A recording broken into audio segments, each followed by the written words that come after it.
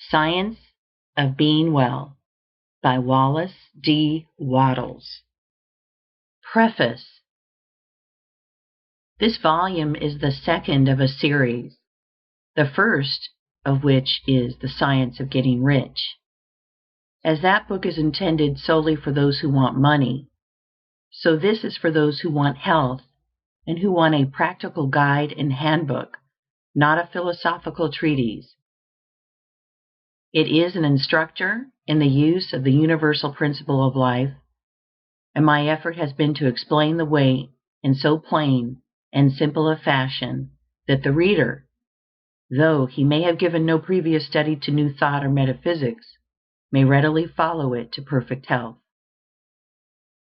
While retaining all essentials, I have carefully eliminated all non-essentials.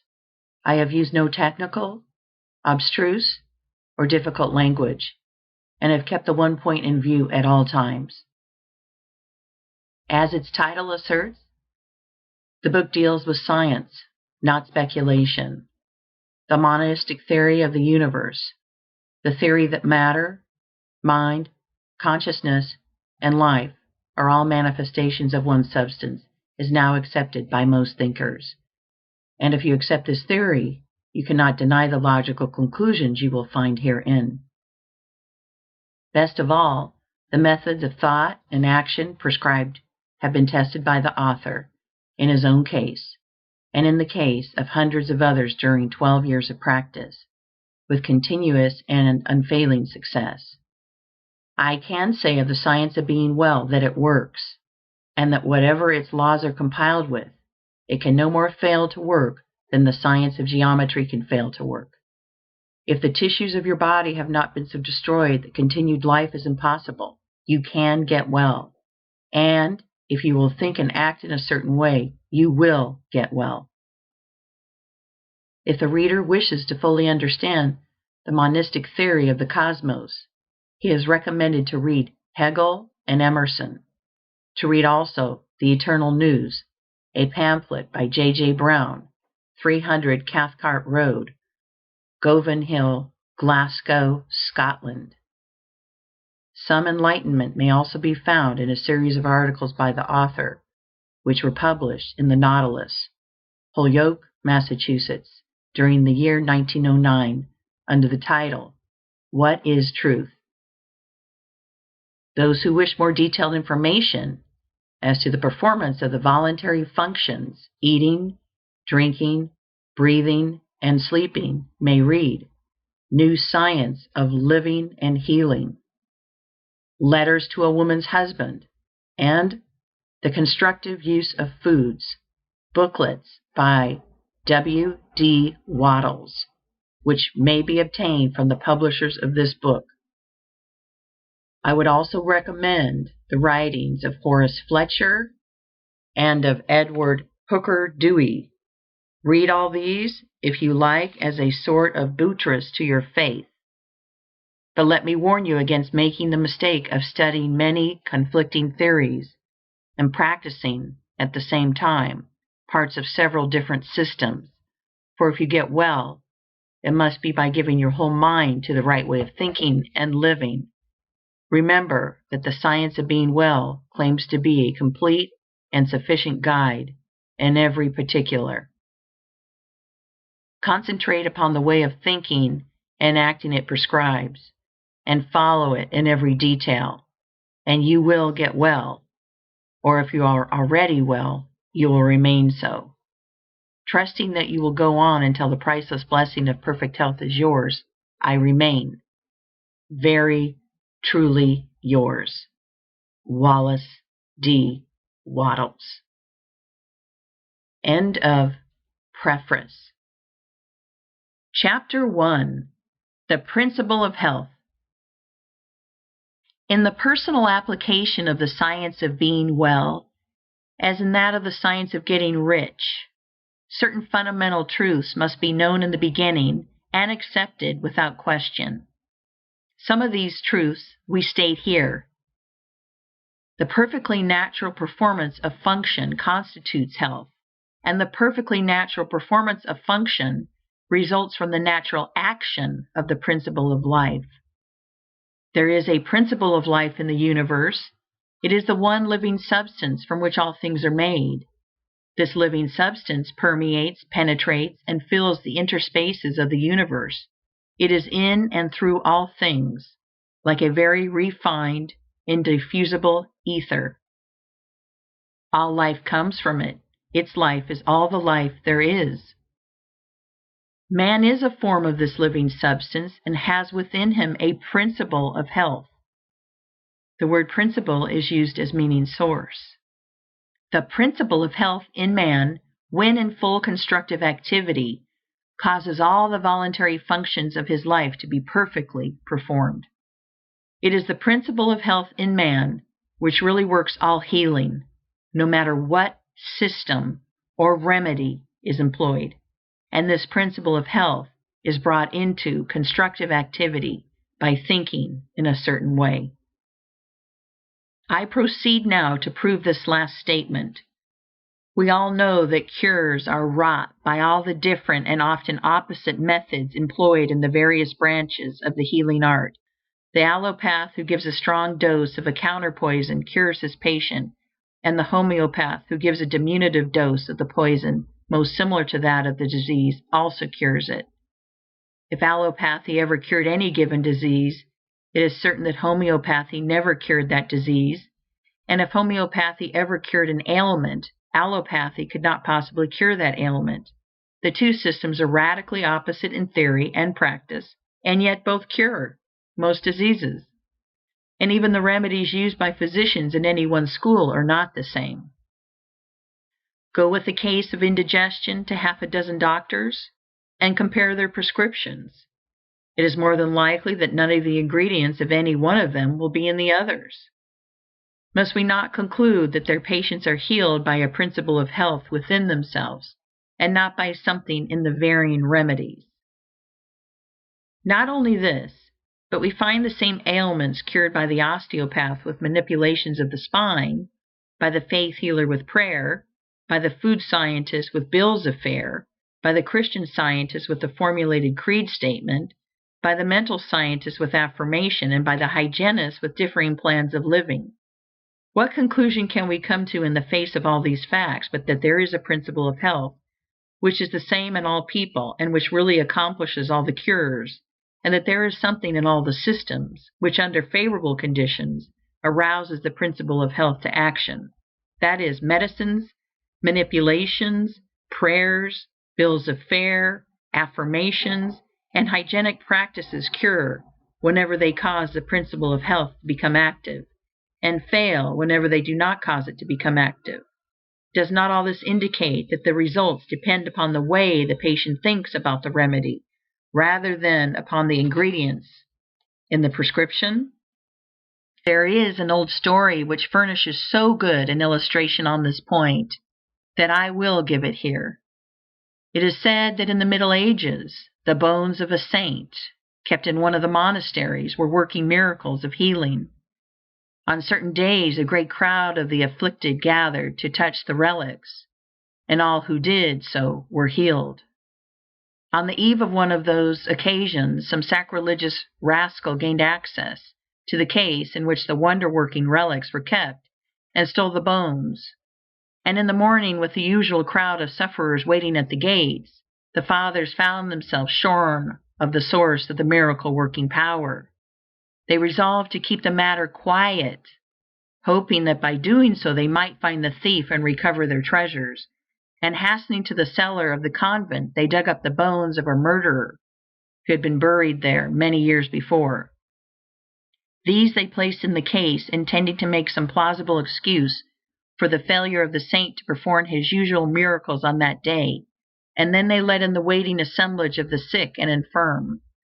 To the intense astonishment of those in the secret, the bones of the malefactor proved as efficacious as those of the saint, and the healing went on as before. One of the fathers is said to have left a history of the occurrence, in which he confessed that, in his judgment, the healing power had been in the people themselves all the time, and never in the bones at all. Whether the story is true or not, The conclusion applies to all the cures wrought by all the systems. The power that heals is in the patient himself, and whether it shall become active or not does not depend upon the physical or mental means used, but upon the way the patient thinks about these means. There is a universal principle of life, as Jesus taught, a great spiritual healing power, and there is a principle of health in man which is related to this healing power. This is dormant or active according to the way a man thinks. He can always quicken it into activity by thinking in a certain way. Your getting well does not depend upon the adoption of some system or the findings of some remedy. People with your identical ailments have been healed by all systems and all remedies. It does not depend upon climate. Some people are well and others are sick in all climates. It does not depend upon avocation, unless in case of those who work under poisonous conditions. People are well in all trades and professions. Your getting well depends upon your beginning to think and act in a certain way. The way a man thinks about things is determined by what he believes about them. His thoughts are determined by his faith, and the results depend upon his making a personal application of his faith.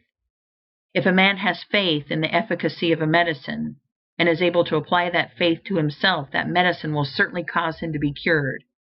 But though his faith be great, he will not be cured unless he applies it to himself. Many sick people have faith for others, but none for themselves. So, if he has faith in a system of diet, and can personally apply that faith, it will cure him. And if he has faith in prayers and affirmations, and personally applies his faith, prayers and affirmations will cure him. Faith, personally applied, cures, and no matter how great the faith or how persistent the thought, it will not cure without personal application. The science of being well, then, includes the two fields of thought and action. To be well, it is not enough that man should merely think in a certain way. He must apply his thought to himself, and he must express and externalize it in his outward life by acting in the same way that he thinks. End of Chapter 1. Chapter 2. The Foundations of Faith. Before man can think in the certain way which will cause his diseases to be healed, he must believe in certain truths, which are here stated.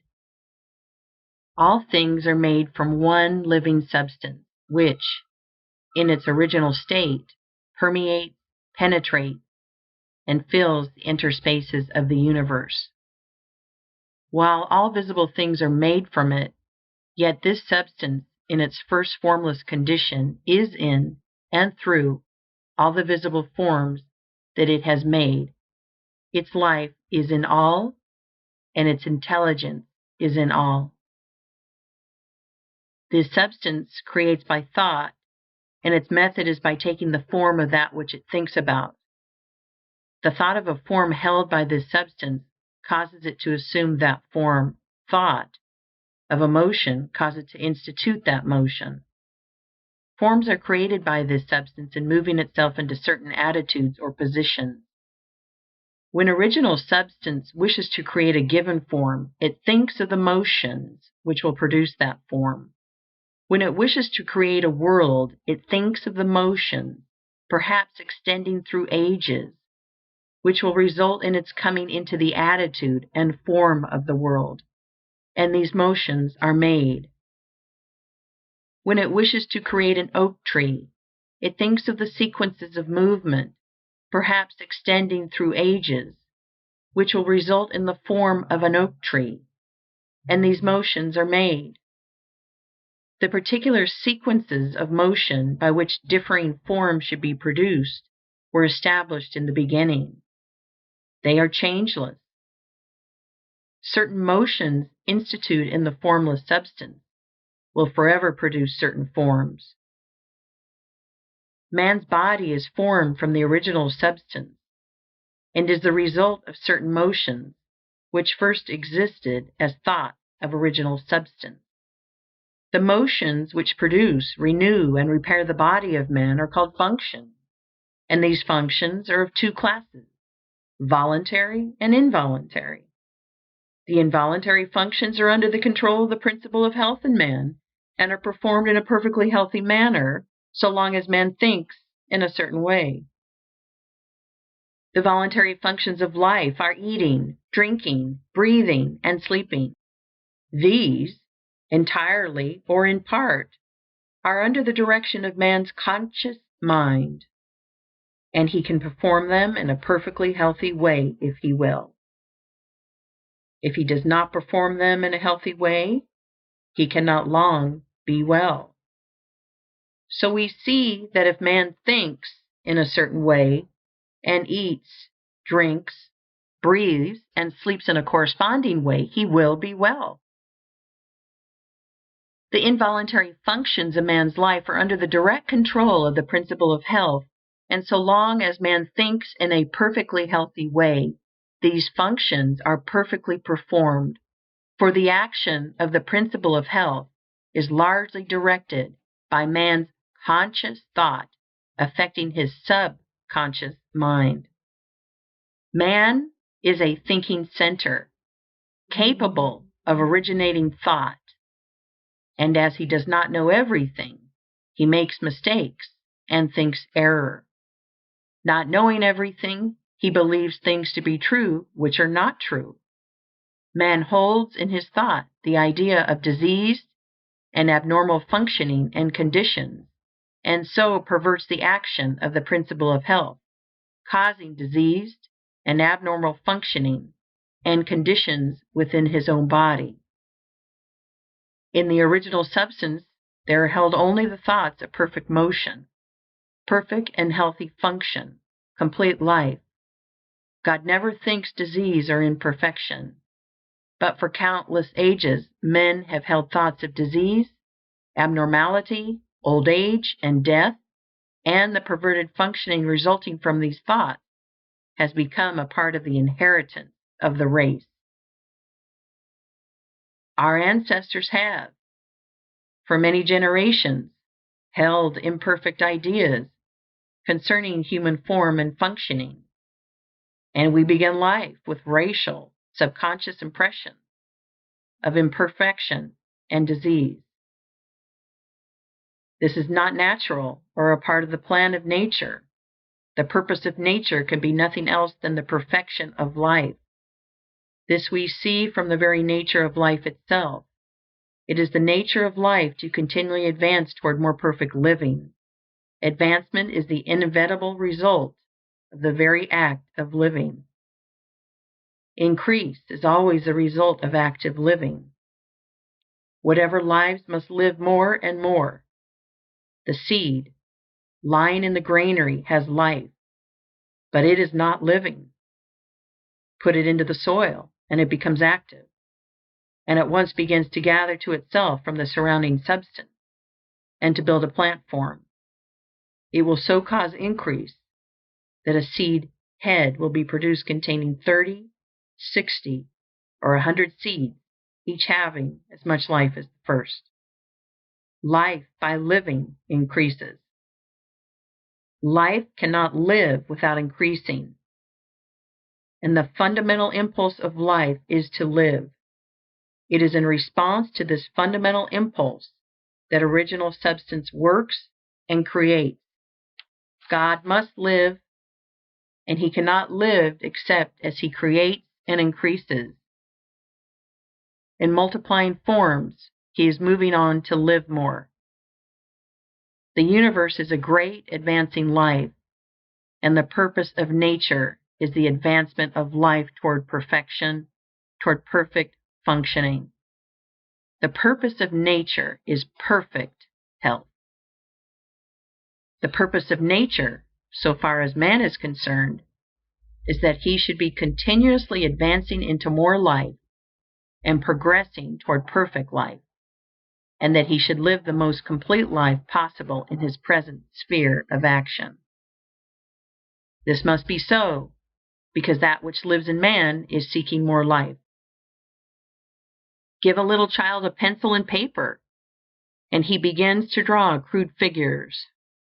That which lives in him is trying to express itself in art. Give him a set of blocks, and he will try to build something. That which lives in him is seeking expression in architecture. Seat him at a piano, and he will try to draw harmony from the keys. That which lives in him is trying to express itself in music. That which lives in man is always seeking to live more. And since man lives most when he is well, the principle of nature in him can seek only health. The natural state of man is a state of perfect health, and everything in him and in nature tends toward health. Sickness can have no place in the thought of original substance, for it is by its own nature continually impelled toward the fullest and most perfect life, therefore toward health. Man, as he exists in the thought of the formless substance, has perfect health. Disease, which is abnormal or perverted function, motion, imperfectly made or made in the direction of an imperfect life, has no place in the thought of the thinking stuff. The Supreme Mind never thinks of disease. Disease was not created or ordained by God or sent forth from Him. It is wholly a product of separate consciousness, of the individual thought of man. God, the formless substance, does not see disease, think disease, know disease, or recognize disease. Disease is recognized only by the thought of man. God thinks nothing but health. From all the foregoing, we see that health is a fact or truth in the original substance from which we are all formed, and that disease is imperfect functioning, resulting from the imperfect thoughts of men, past and present. If man's thoughts of himself had always been those of perfect health, man could not possibly now be otherwise than perfectly healthy. Man in perfect health is the thought of original substance, and man in imperfect health is the result of his own failure to think perfect health and to perform the voluntary functions of life in a healthy way. We will here arrange in a syllabus the basic truths of the science of being well. There is a thinking substance from which all things are made, and which, in its original state, permeates, penetrates, and fills the interspaces of the universe. It is the life of all. The thought of a form in this substance causes the form. The thought of a motion produces the motion. In relation to man, the thoughts of this substance are always of perfect functioning and perfect health. Man is a thinking center, capable of original thought, and his thought has power over his own functioning. By thinking imperfect thoughts, he has caused imperfect and perverted functioning, and by performing the voluntary functions of life in a perverted manner, he is assisted in causing disease. If man will think only thoughts of perfect health, he can cause within himself the functioning of perfect health. All the power of life will be exerted to assist him. But this healthy functioning will not continue unless man performs the external or voluntary functions of living in a healthy manner. Man's first step must be to learn how to think perfect health, and his second step to learn how to eat, drink, breathe, and sleep in a perfectly healthy way. If man takes these two steps, he will certainly become well and remain so. End of Chapter 2. Chapter 3. Life and its organisms. The human body is the abiding place of an energy which renews it when worn, which eliminates waste or poisonous matter, and which repairs the body when broken or injured. This energy we call life. Life is not generated or produced within the body. It produces the body. The seed which has been kept in the storehouse for years will grow when planted in the soil. It will produce a plant. But the life in the plant is not generated by its growing. It is the life which makes the plant grow. The performance of function does not cause life. It is life which causes function to be performed. Life is first, function afterward. It is life which distinguishes organic from inorganic matter, but it is not produced after the organization of matter.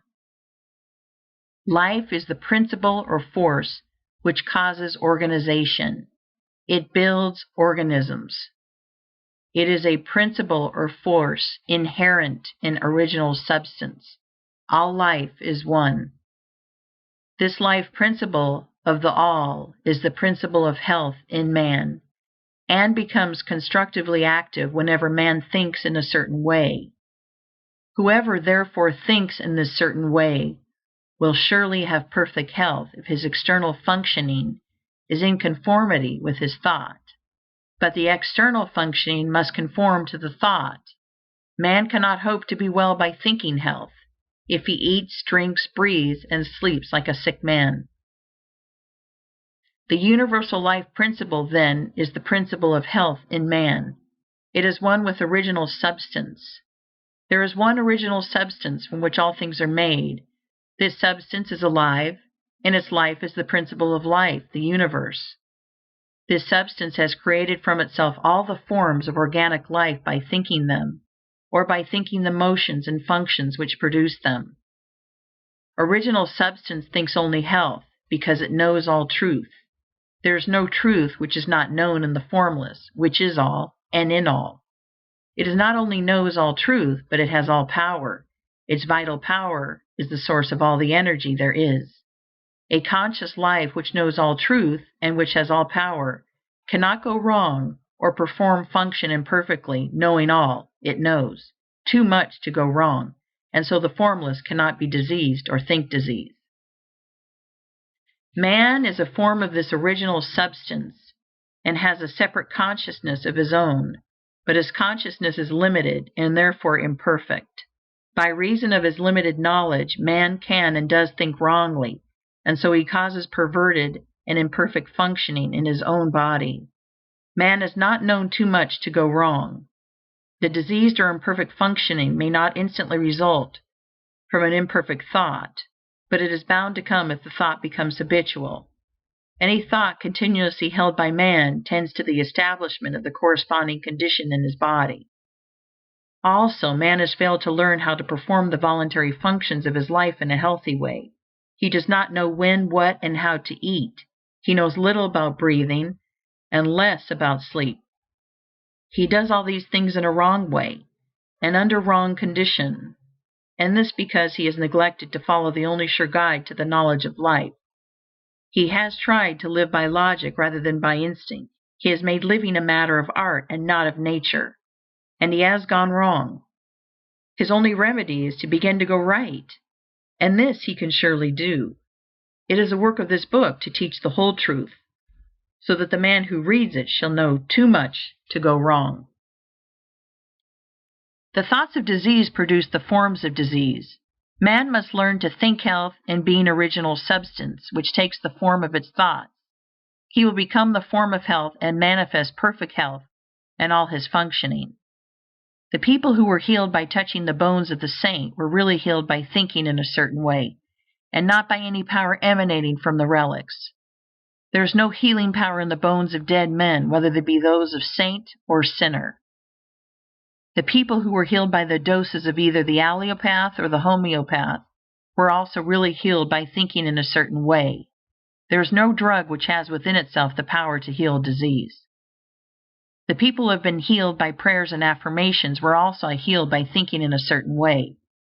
There is no curative power in strings of words. All the sick who have been healed by whatsoever system have thought in a certain way, and a little examination will show us what this way is. The two essentials of the way are faith and a personal application of the faith.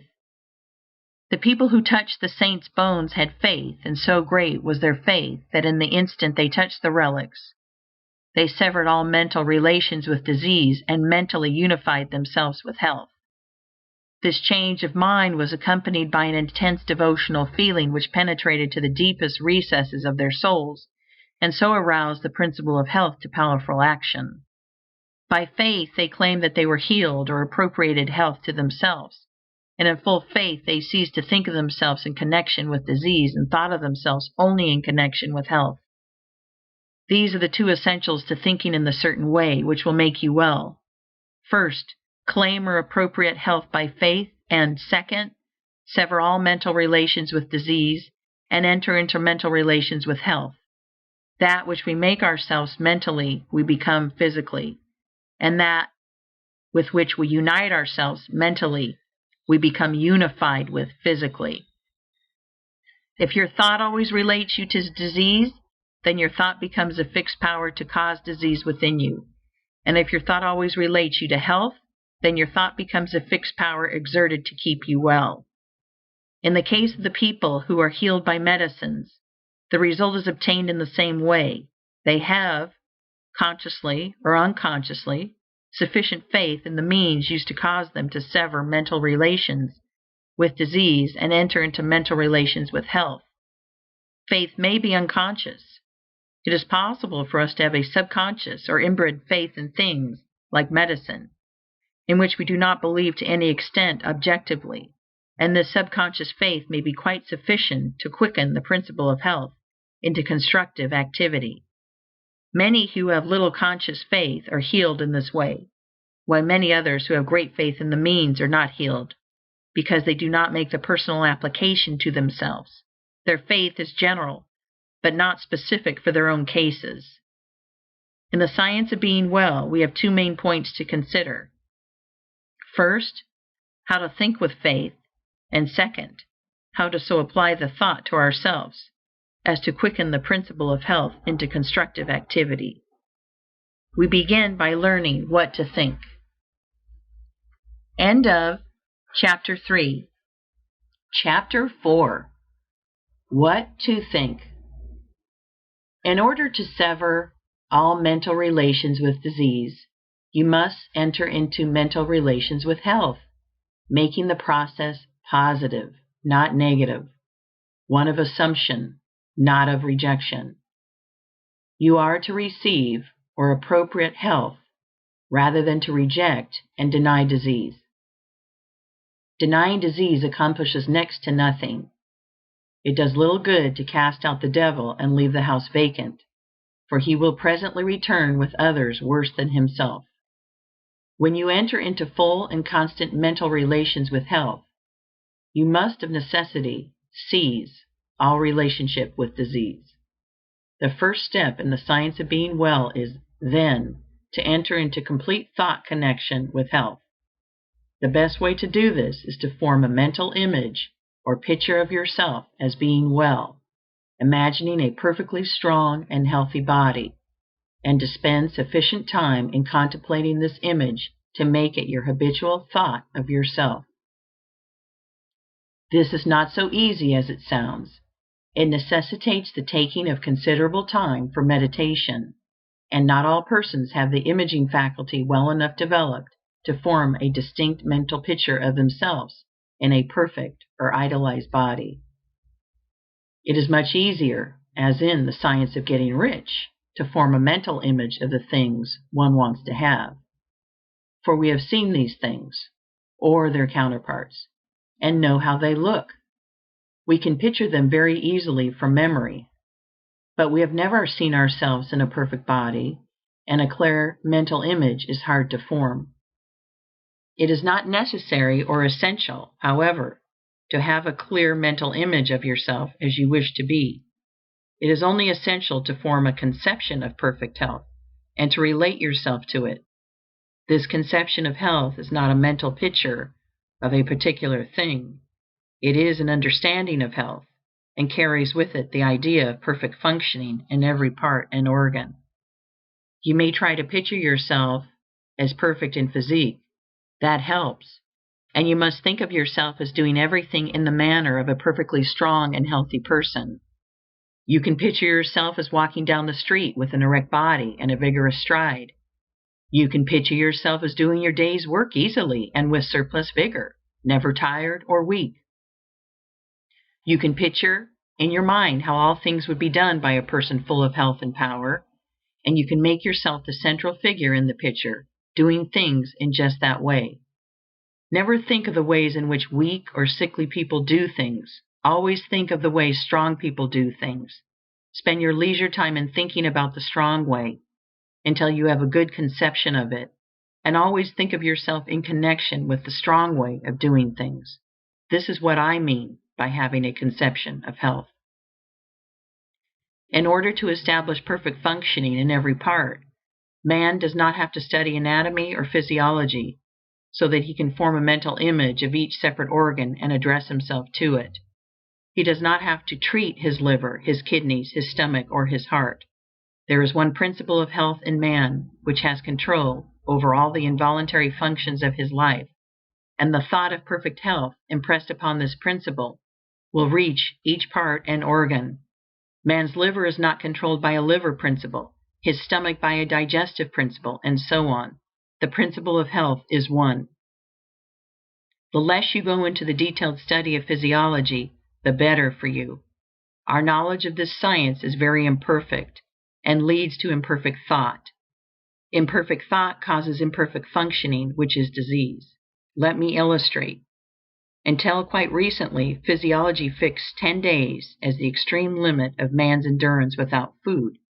It was considered that only in exceptional cases could he survive a longer fast.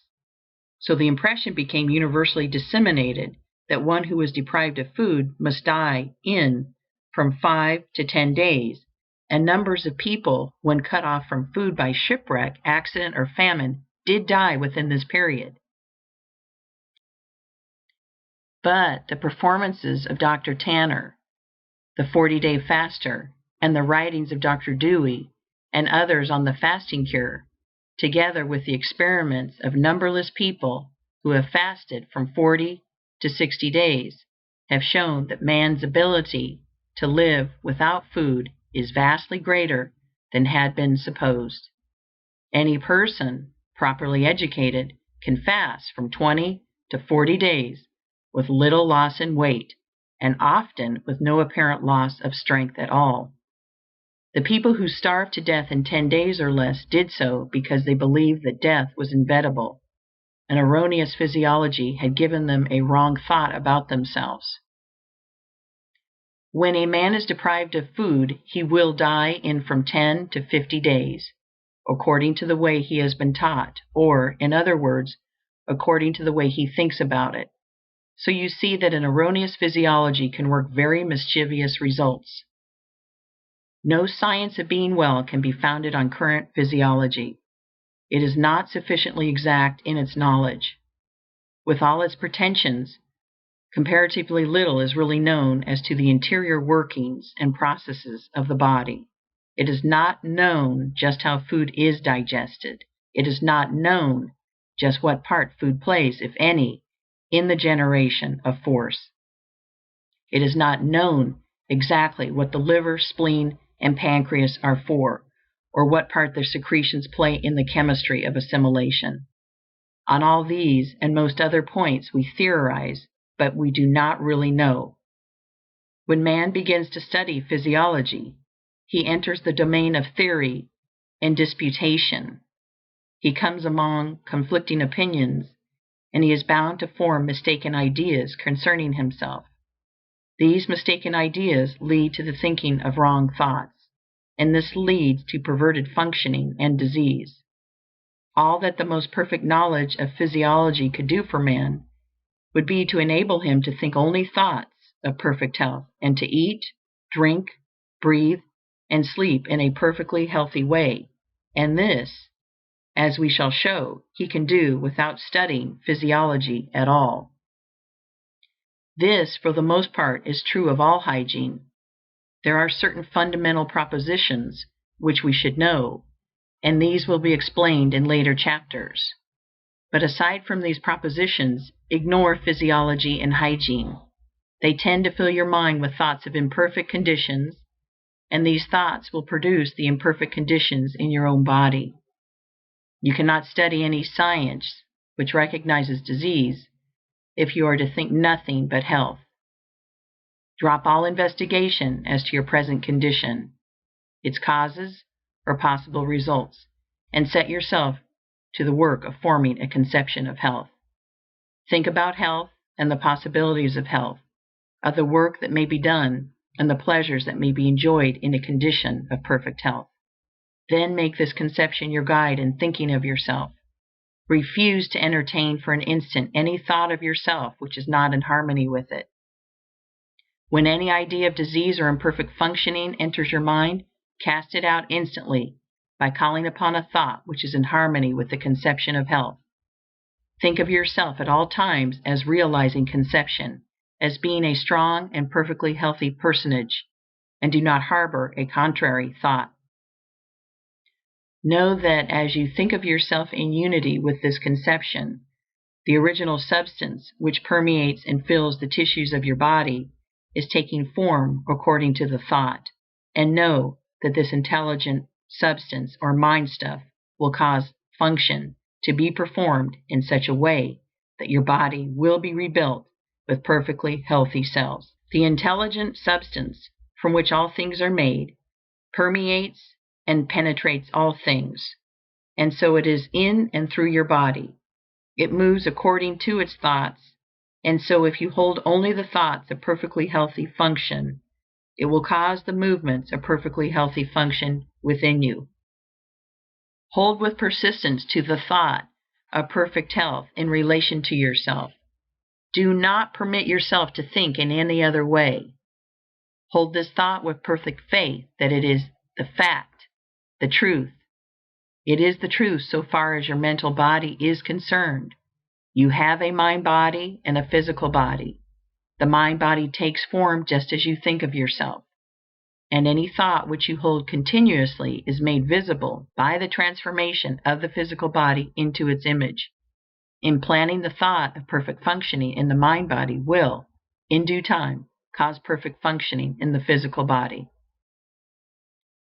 The transformation of the physical body into the image of the ideal held by the mind-body is not accomplished instantaneously. We cannot transfigure our physical bodies as well as Jesus did. In the creation and recreation of forms, substance moves along the fixed lines of growth it has established, and the impression upon it of the health thought causes the healthy body to be built cell by cell. Holding only thoughts of perfect health will ultimately cause perfect functioning, and perfect functioning will in due time produce a perfectly healthy body. It may be as well to condense this chapter into a syllabus. Your physical body is permeated and fitted with an intelligent substance, which forms a body of mind stuff. This mind stuff controls the functioning of your physical body. A thought of disease or of imperfect function impressed upon the mind stuff causes disease or imperfect functioning in the physical body. If you are diseased, it is because wrong thoughts have made impressions on this mind stuff. These may have been either your own thoughts or those of your parents. We begin life with many subconscious impressions, both right and wrong. But the natural tendency of all mind is toward health. And if no thoughts are held in the conscious mind save those of health, all internal functioning will come to be performed in a perfectly healthy manner. The power of nature within you is sufficient to overcome all hereditary impressions, and if you will learn to control your thoughts so that you shall think only those of health, and if you will perform the voluntary functions of life in a perfectly healthy way, you can certainly be well. End of Chapter 4. Chapter 5. Faith. The principle of health is moved by faith. Nothing else can call it into action, and only faith can enable you to relate yourself to health and sever your relation with disease in your thoughts. You will continue to think of disease unless you have faith in health. If you do not have faith, you will doubt. If you doubt, you will fear. And if you fear, you will relate yourself in mind to that which you fear. If you fear disease, you will think of yourself in connection with disease, and that will produce within yourself the form and motions of disease. Just as original substance creates from itself the forms of its thoughts, so your mind-body, which is original substance, takes the form and motion of whatever you think about. If you fear disease, dread disease, have doubts about your safety from disease, or if you even contemplate disease, you will connect yourself with it and create its forms and motions within you. Let me enlarge somewhat upon this point. The potency or creative power of a thought is given to it by the faith that is in it. Thoughts which contain no faith create no forms. The formless substance, which knows all truth, and therefore thinks only truth, has perfect faith in every thought, because it thinks only truth, and so all its thoughts create.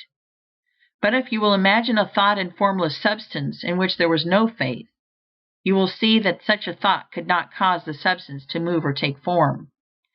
Keep in mind the fact that only those thoughts which are conceived in faith have creative energy. Only those thoughts which have faith with them are able to change function or to quicken the principle of health into activity.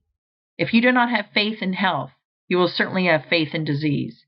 If you do not have faith in health, it will do you no good to think about health, for your thoughts will have no potency and will cause no change for the better in your conditions. If you do not have faith in health, I repeat, you will have faith in disease. And if, under such conditions, you think about health for 10 hours a day and think about disease for only a few minutes, the disease thought will control your condition because it will have the potency of faith, while the health thought will not. Your mind-body will take on the form and motions of disease and retain them, because your health thought will not have sufficient dynamic force to change form or motion. In order to practice the science of being well, you must have complete faith in health. Faith begins in belief, and we now come to the question, what must you believe in order to have faith in health? You must believe that there is more health power than disease power in both yourself and your environment, and you cannot help believing this if you consider the facts. These are the facts. There is a thinking substance from which all things are made, and which, in its original state, permeates, penetrates, and fills the interspaces of the universe. The thought of a form in this substance produces the form. The thought of a motion institutes the motion. In relation to man, the thoughts of original substance are always of perfect health and perfect functioning. This substance, within and without man, always exerts its power toward health. Man is a thinking center, capable of original thought. He has a mind-body of original substance permeating a physical body, and the functioning of his physical body is determined by the faith of his mind-body. If man thinks with faith of the functioning of health, he will cause his internal functions to be performed in a healthy manner, provided that he performs the external functions in a corresponding manner. But if man thinks with faith of disease or of the power of disease, he will cause his internal functioning to be the functioning of disease.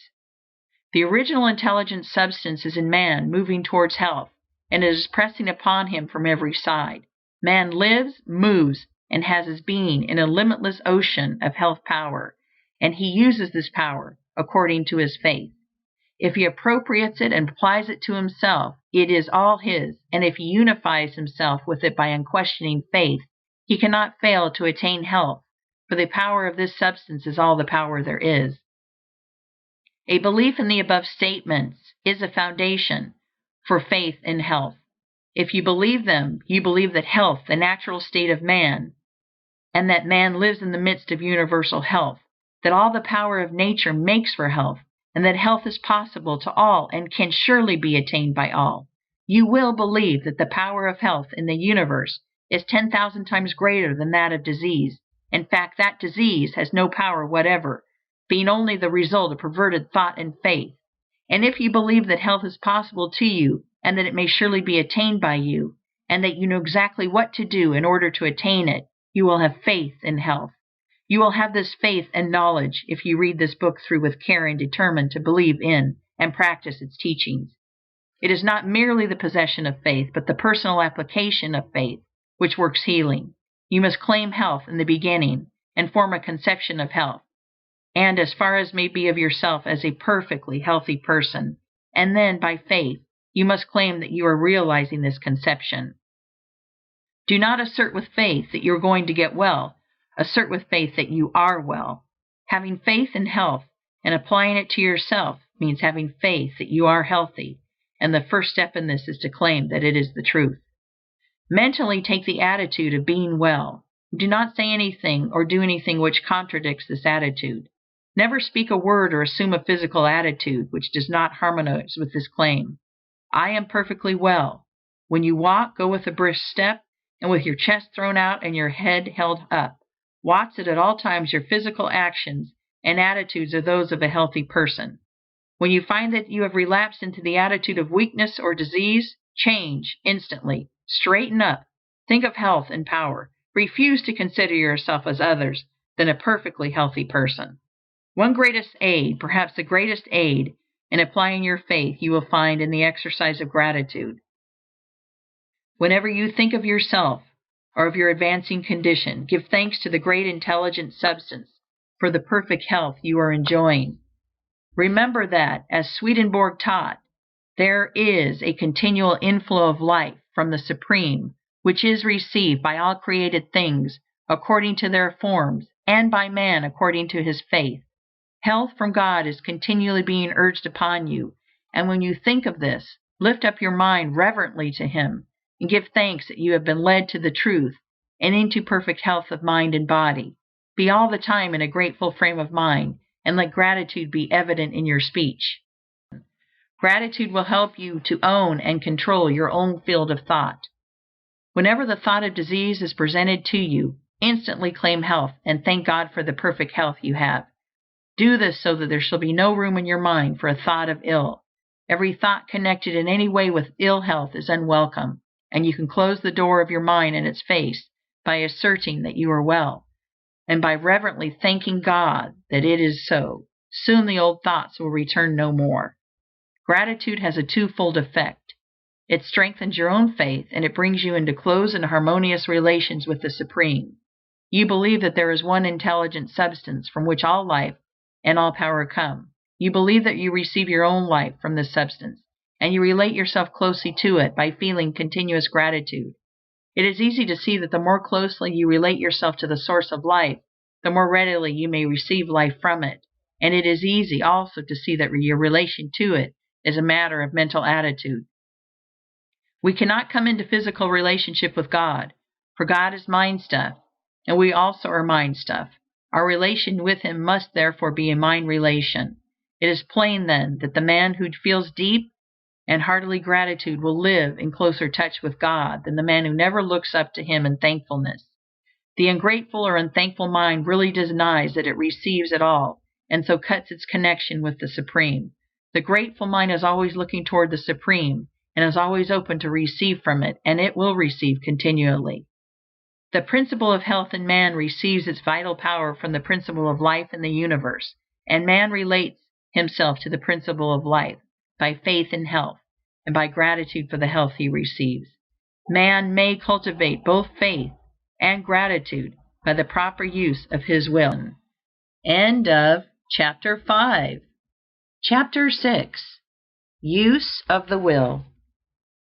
In the practice of the science of being well, the will is not used to compel yourself to go when you are not really able to go, or to do things when you are not physically strong enough to do them. You do not direct your will upon your physical body, or try to compel the proper performance of internal function by willpower.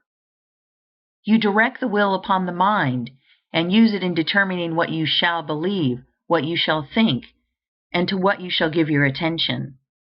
The will should never be used upon any person or thing external to you, and it should never be used upon your own body.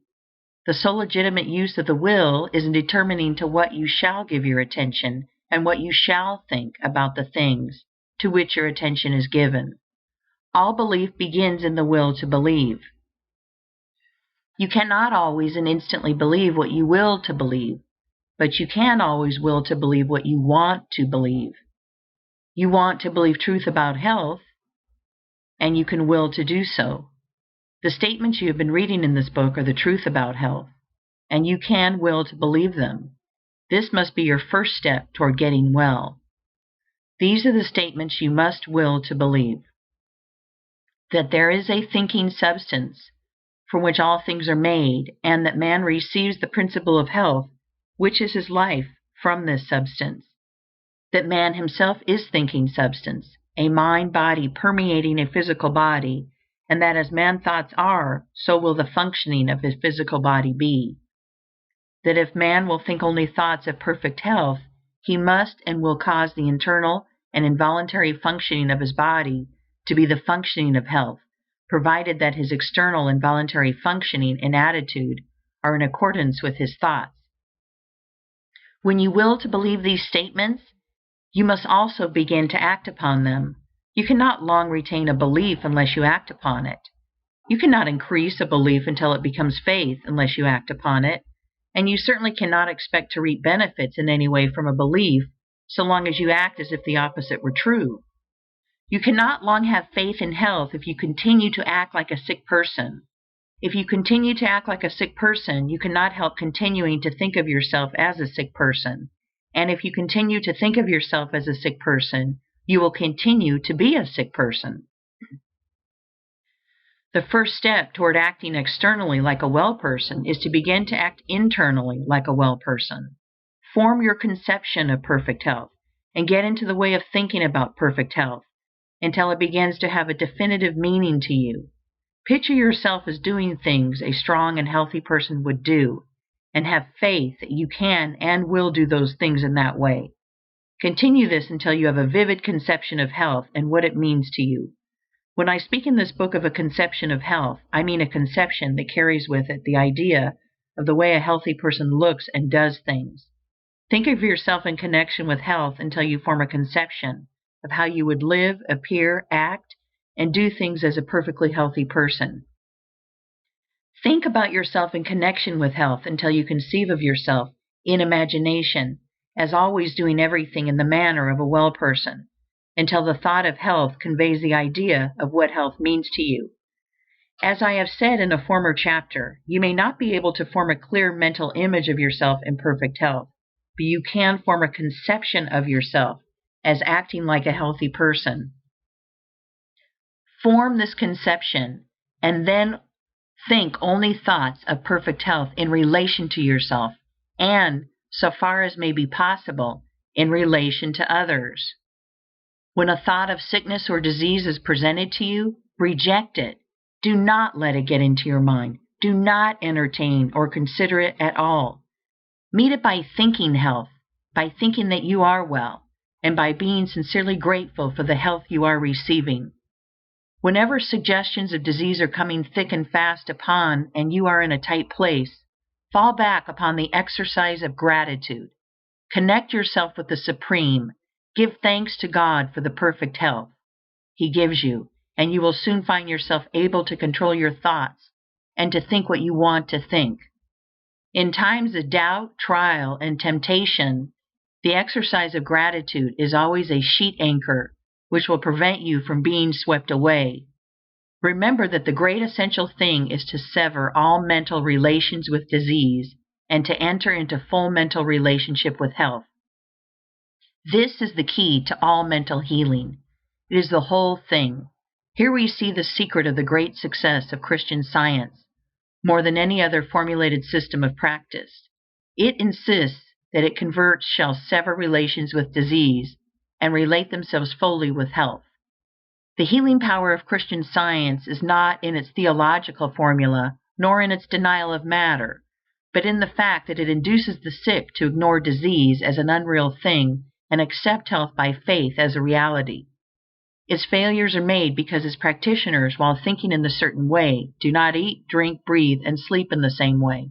While there is no healing power in the repetition of strings of words, yet it is a very convenient thing to have the central thoughts so formulated that you can repeat them readily, so that you can use them as affirmations whenever you are surrounded by an environment which gives you adverse suggestions.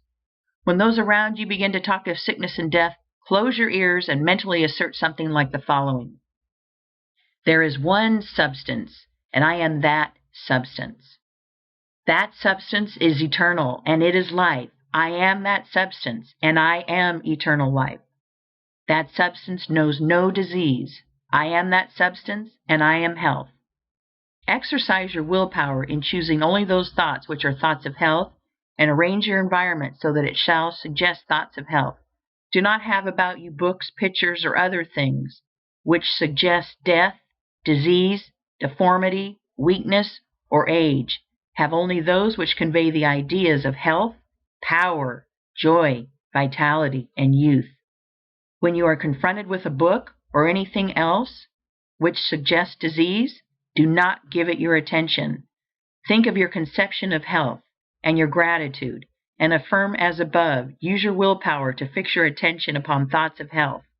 In a future chapter I shall touch upon this point again. What I wish to make plain here is that you must think only health, recognize only health, and give your attention only to health, and that you must control thought, recognition, and attention by the use of your will. Do not try to use your will to compel the healthy performance of function within you. The principle of health will attend to that. If you give your attention only to thoughts of health, do not try to exert your will upon the formless to compel it to give you more vitality or power. It is already placing all the power there is at your service. You do not have to use your will to conquer adverse conditions or to subdue unfriendly forces. There are no unfriendly forces. There is only one force, and that force is friendly to you. It is a force which makes for health. Everything in the universe wants you to be well. You have absolutely nothing to overcome but your own habit of thinking in a certain way about disease, and you can do this only by forming a habit of thinking in another certain way about health. Man can cause all the internal functions of his body to be performed in a perfectly healthy manner by continuously thinking in a certain way and by performing the external functions in a certain way. He can think in this certain way by controlling his attention, and he can control his attention by the use of his will. He can decide what things he will think about. End of Chapter 6. Chapter 7. Health from God. I will give a chapter here to explaining how man may receive health from the Supreme. By the Supreme I mean the thinking substance from which all things are made, and which is in all and through all, seeking more complete expression and fuller life. This intelligent substance, in a perfectly fluid state, permeates and penetrates all things, and is in touch with all minds. It is the source of all energy and power, and constitutes the inflow of life, which Swedenborg saw vitalizing all things. It is working to one definitive end and for the fulfillment of one purpose, and that purpose is the advancement of life toward the complete expression of mind.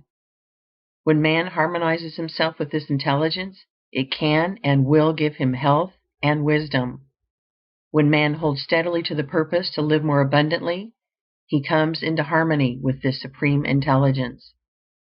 The purpose of the supreme intelligence is the most abundant life for all. The purpose of this supreme intelligence for you is that you should live more abundantly. If, then, your own purpose is to live more abundantly, you are unified with the Supreme.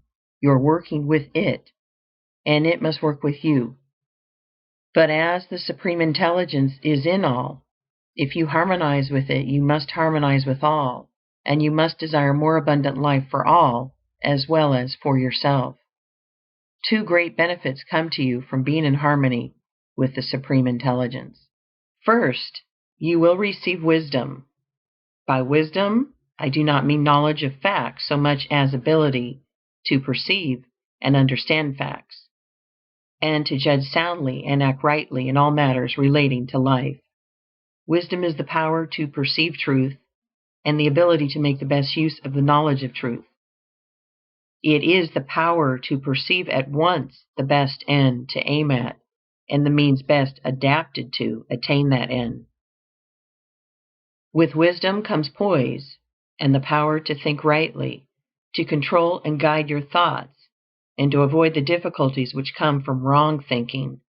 With wisdom, you will be able to select the right courses for your particular needs, and to so govern yourself in all ways as to secure the best results. You will know how to do what you want to do. You can readily see that wisdom must be an essential attribute of the Supreme Intelligence, since that which you knows all truth must be wise. And you can also see that just in proportion as you harmonize and unify your mind with that intelligence, you will have wisdom. But I repeat that since this intelligence is all and in all, you can enter into its wisdom only by harmonizing with all. If there is anything in your desires or your purpose which will bring oppression to any, or work injustice to, or cause lack of life for any, you cannot receive wisdom from the Supreme. Furthermore, your purpose for your own self must be the best. Man can live in three general ways: for the gratification of his body, for that of his intellect, or for that of his soul. The first is accomplished by satisfying the desires for food, drink, and those other things which give enjoyable physical sensations. The second is accomplished by doing those things which cause pleasant mental sensations, such as gratifying the desire for knowledge, or those for fine clothing, fame, power, and so on. The third is accomplished by giving way to the instincts of unselfish love and altruism. Man lives most wisely and completely when he functions most perfectly along all of those lines, without excess in any of them. The man who lives swinishly for the body alone is unwise and out of harmony with God. That man who lives solely for the cold enjoyments of the intellect, though he be absolutely moral, is unwise and out of harmony with God. And the man who lives wholly for the practice of altruism, and who throws himself away for others, is as unwise and as far from harmony with God as those who go to excess in other ways. To come into full harmony with the Supreme, you must purpose to live to the utmost of your capabilities in body, mind, and soul. This must mean the full exercise of function in all the different ways, but without excess, for excess in one causes deficiency in the others. Behind your desire for health is your own desire for more abundant life, and behind that is the desire of the formless intelligence to live more fully in you. So, as you advance toward perfect health, hold steadily to the purpose to attain complete life, physical, mental, and spiritual, to advance in all ways, and in every way to live more. If you hold this purpose, you will be given wisdom. He that willeth to do the will of the Father shall know, said Jesus. Wisdom is the most desirable gift that can come to man, for it makes him rightly self-governing. But wisdom is not all you may receive from the Supreme Intelligence. You may receive physical energy, vitality, life force. The energy of the formless substance is unlimited and permeates everything. You are already receiving or appropriating to yourself this energy in an automatic and instinctive way, but you can do so to a far greater degree if you set about it intelligently. The measure of a man's strength is not what God is willing to give him, but what he himself has the will and the intelligence to appropriate to himself. God gives you all there is. Your only question is how much to take of the unlimited supply. Professor James has pointed out that there is apparently no limit to the powers of men, and this is simply because man's power comes from the inexhaustible reservoir of the Supreme. The runner who has reached the stage of exhaustion, when his physical power seems entirely gone, by running on in a certain way, may receive his second wind. His strength is renewed in a seemingly miraculous fashion, and he can go on indefinitely. And by continuing in the certain way, he may receive a third, fourth, and fifth wind. We do not know where the limit is, or how far it may be possible to extend it. The conditions are that the runner must have absolute faith that the strength will come, that he must think steadily of strength and have perfect confidence that he has it, and that he must continue to run on. If he admits a doubt into his mind, he falls exhausted, and if he stops running to wait for the accession of strength, it will never come. His faith in strength, his faith that he can keep on running, his unwavering purpose to keep on running, and his action in keeping on seem to connect him to the source of energy in such a way as to bring him a new supply. In a very similar manner, the sick person who has unquestioning faith in health, whose purpose brings him into harmony with the source, and who performs the voluntary functions of life in a certain way, will receive vital energy sufficient for all his needs and for the healing of all his diseases. God, who seeks to live and express himself fully in man, delights to give man all that is needed for the most abundant life. Action and reaction are equal, and when you desire to live more, if you are in mental harmony with the Supreme, the forces which make for life begin to concentrate about you and upon you.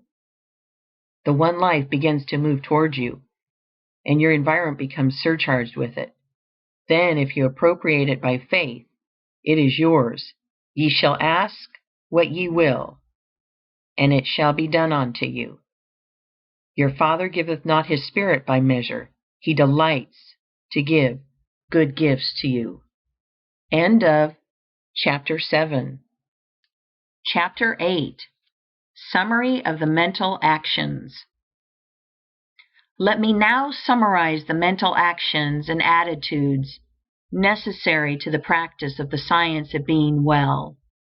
First, you believe that there is a thinking substance from which all things are made, and which, in its original state, permeates, penetrates, and fills the interspaces of the universe. This substance is the life of all, and is seeking to express more life in all. It is the principle of life of the universe, and the principle of health in man. Man is a form of this substance, and draws his vitality from it. He is a mind-body of original substance, permeating a physical body, and the thoughts of his mind-body control the functioning of his physical body.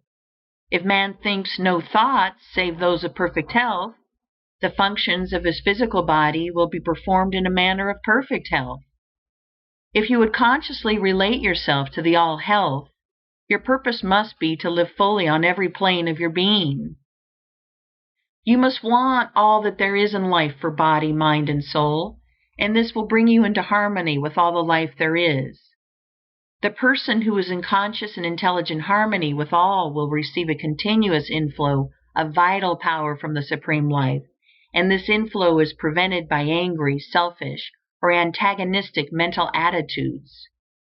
If you are against any part, you have severed relations with all. You will receive life, but only instinctively and automatically, not intelligently and purposefully. You can see that if you are mentally antagonistic to any part, you cannot be in complete harmony with the whole. Therefore, as Jesus directed, be reconciled to everybody and everything before you offer worship. Want for everybody all that you want for yourself. The reader is recommended to read what we have said in a former work concerning the competitive mind and the creative mind. It is very doubtful whether one who has lost health can completely regain it so long as he remains in the competitive mind. Being on the creative or goodwill plane in mind, the next step is to form a conception of yourself as in perfect health, and to hold no thoughts which are not in full harmony with this conception. Have faith that if you think only thoughts of health, you will establish in your physical body the functioning of health, and use your will to determine that you will think only thoughts of health. Never think of yourself as sick or as likely to be sick. Never think of sickness in connection with yourself at all. And, as far as may be, shut out of your mind all thoughts of sickness in connection with others. Surround yourself as much as possible with the things which suggest the ideas of strength and health. Have faith in health, and accept health as an actual present fact in your life. Claim health as a blessing bestowed upon you by the Supreme Life, and be deeply grateful at all times. Claim the blessing by faith. Know that it is yours, and never admit a contrary thought to your mind. Use your willpower to withhold your attention from every appearance of disease in yourself and others. Do not study disease, think about it, nor speak of it. At all times, when the thought of disease is thrust upon you, move forward into the mental position of prayerful gratitude for your perfect health. The mental actions necessary to being well may now be summed up in a single sentence. Form a conception of yourself in perfect health, and think only those thoughts which are in harmony with that conception. That, with faith and gratitude and the purpose to really live, covers all the requirements. It is not necessary to take mental exercises of any kind except as described in Chapter 6, or to do wearying stunts in the way of affirmations and so on. It is not necessary to concentrate the mind on the affected parts. It is far better not to think of any part as affected. It is not necessary to treat yourself by autosuggestion or to have others treat you in any way whatever. The power that heals is the principle of health within you, and to call this principle into constructive action, it is only necessary, having harmonized yourself with the All-Mind, to claim by faith the All-Health, and to hold that claim until it is physically manifested in all the functions of your body. In order to hold this mental attitude of faith, gratitude, and health, however, your external acts must be only those of health. You cannot long hold the internal attitude of a well person if you continue to perform the external acts of a sick person. It is essential not only that your every thought should be a thought of health, but that your every act should be an act of health performed in a healthy manner. If you will make every thought a thought of health, and every conscious act an act of health, it must infallibly follow that every internal and unconscious function shall come to be healthy. For all the power of life is being continually exerted toward health. We shall next consider how you make every act an act of health. End of Chapter 8. Chapter 9. When to Eat.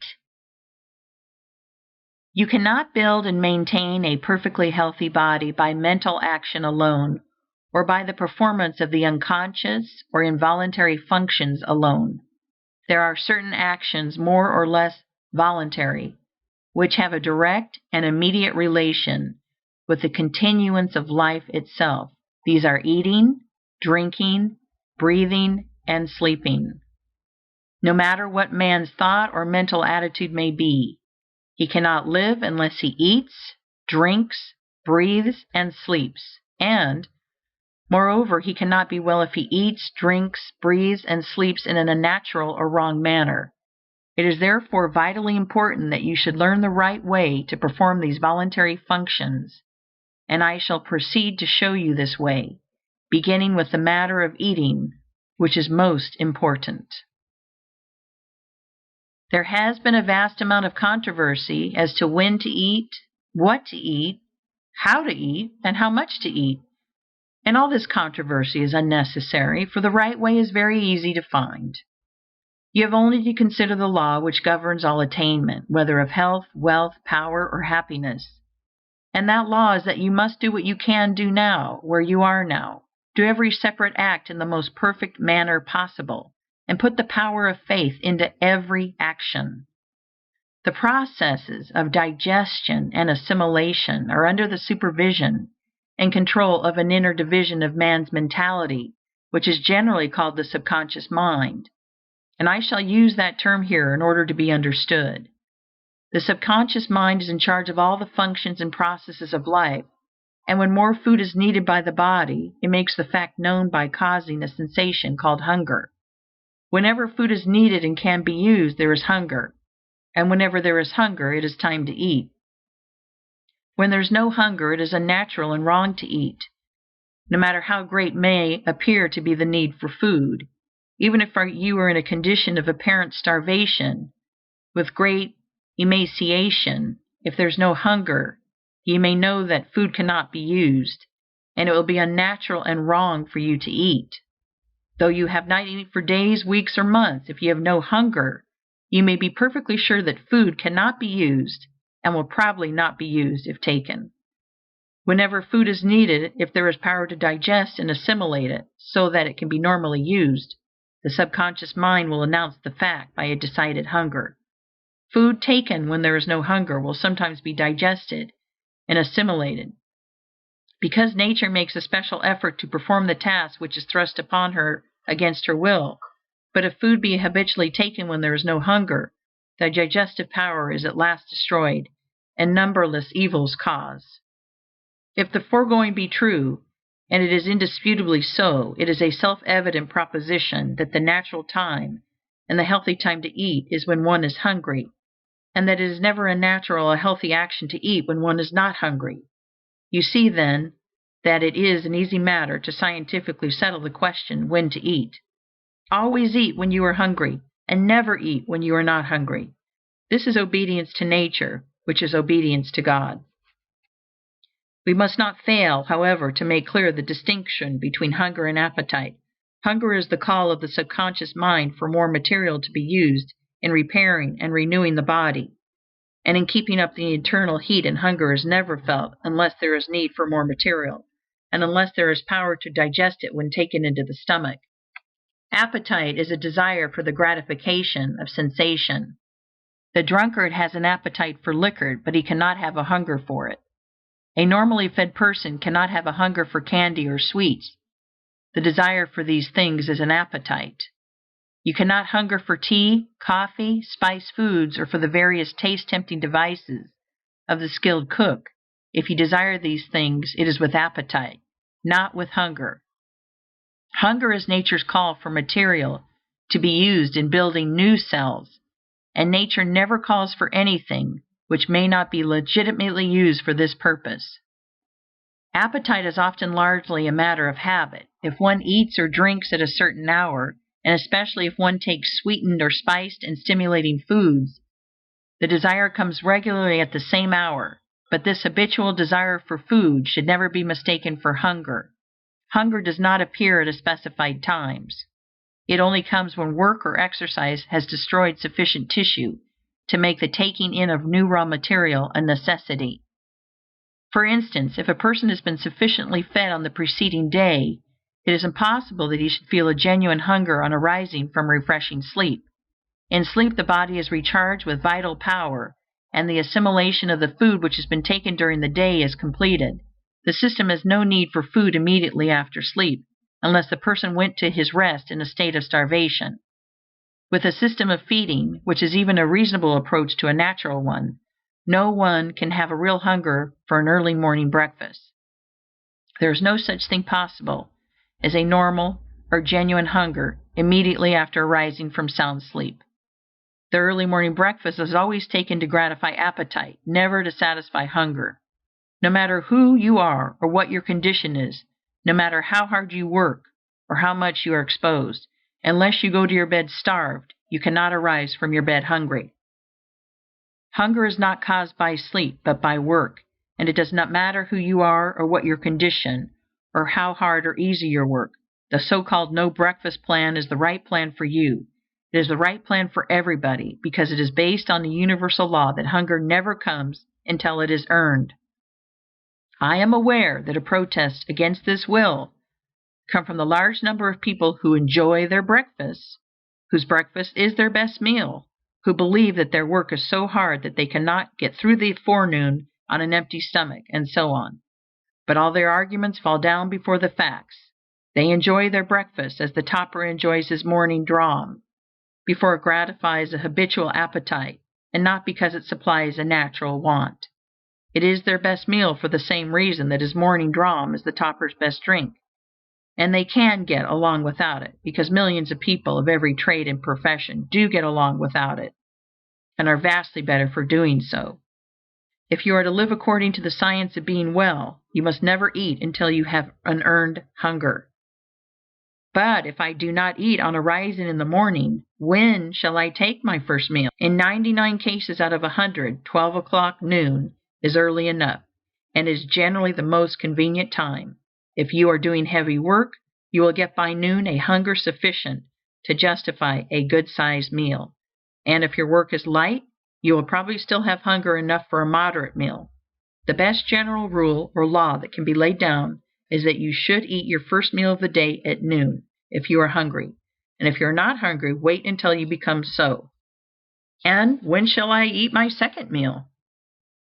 Not at all, unless you are hungry for it, and that with a genuine earned hunger.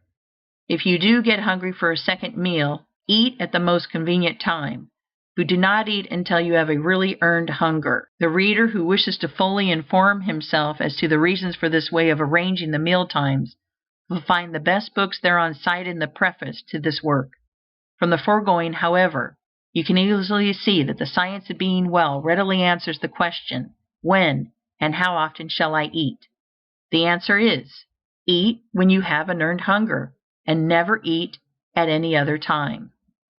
End of Chapter 9. Chapter 10. What to Eat. The current sciences of medicine and hygiene have made no progress toward answering the question, what shall I eat?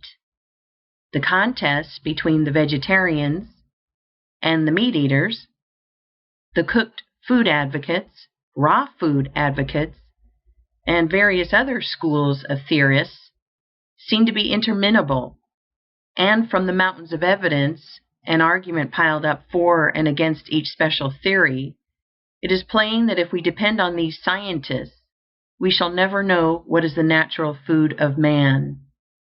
Turning away from the whole controversy, then, we will ask the question of Nature herself, and we shall find that she has not left us without an answer. Most of the errors of dietary scientists grow out of a false premise as to the natural state of man.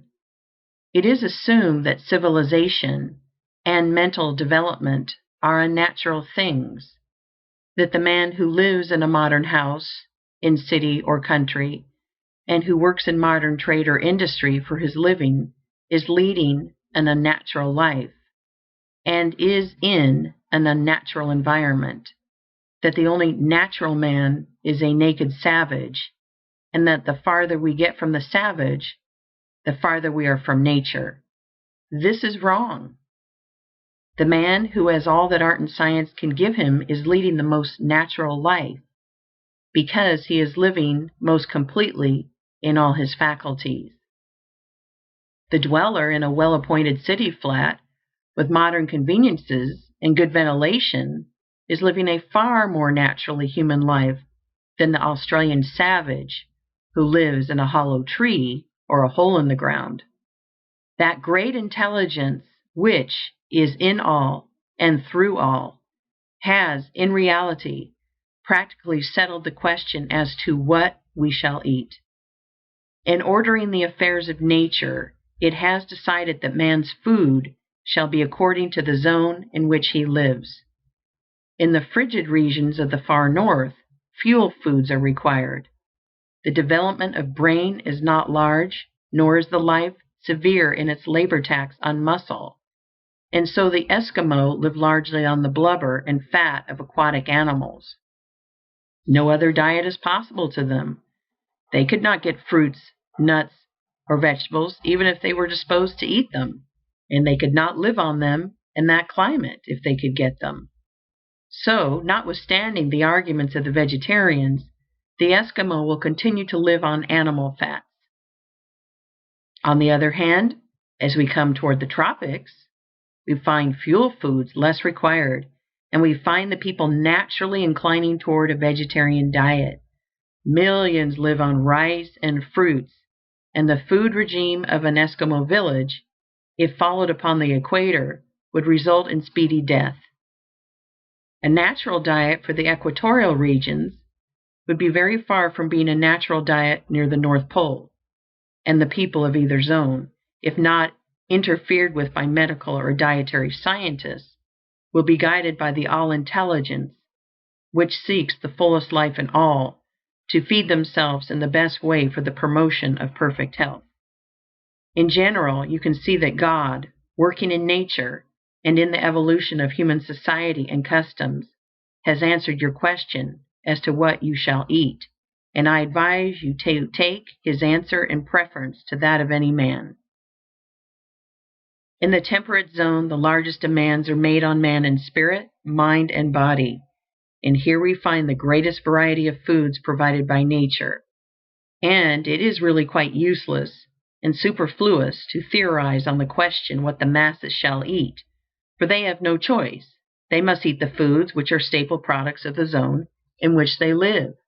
It is impossible to supply all the people with a nut and fruit or raw food diet, and the fact that it is impossible is proof positive that these are not the foods intended by nature for nature, being formed for the advancement of life, has not made the obtaining of the means of life an impossibility. So I say the question, "What shall I eat?" has been answered for you.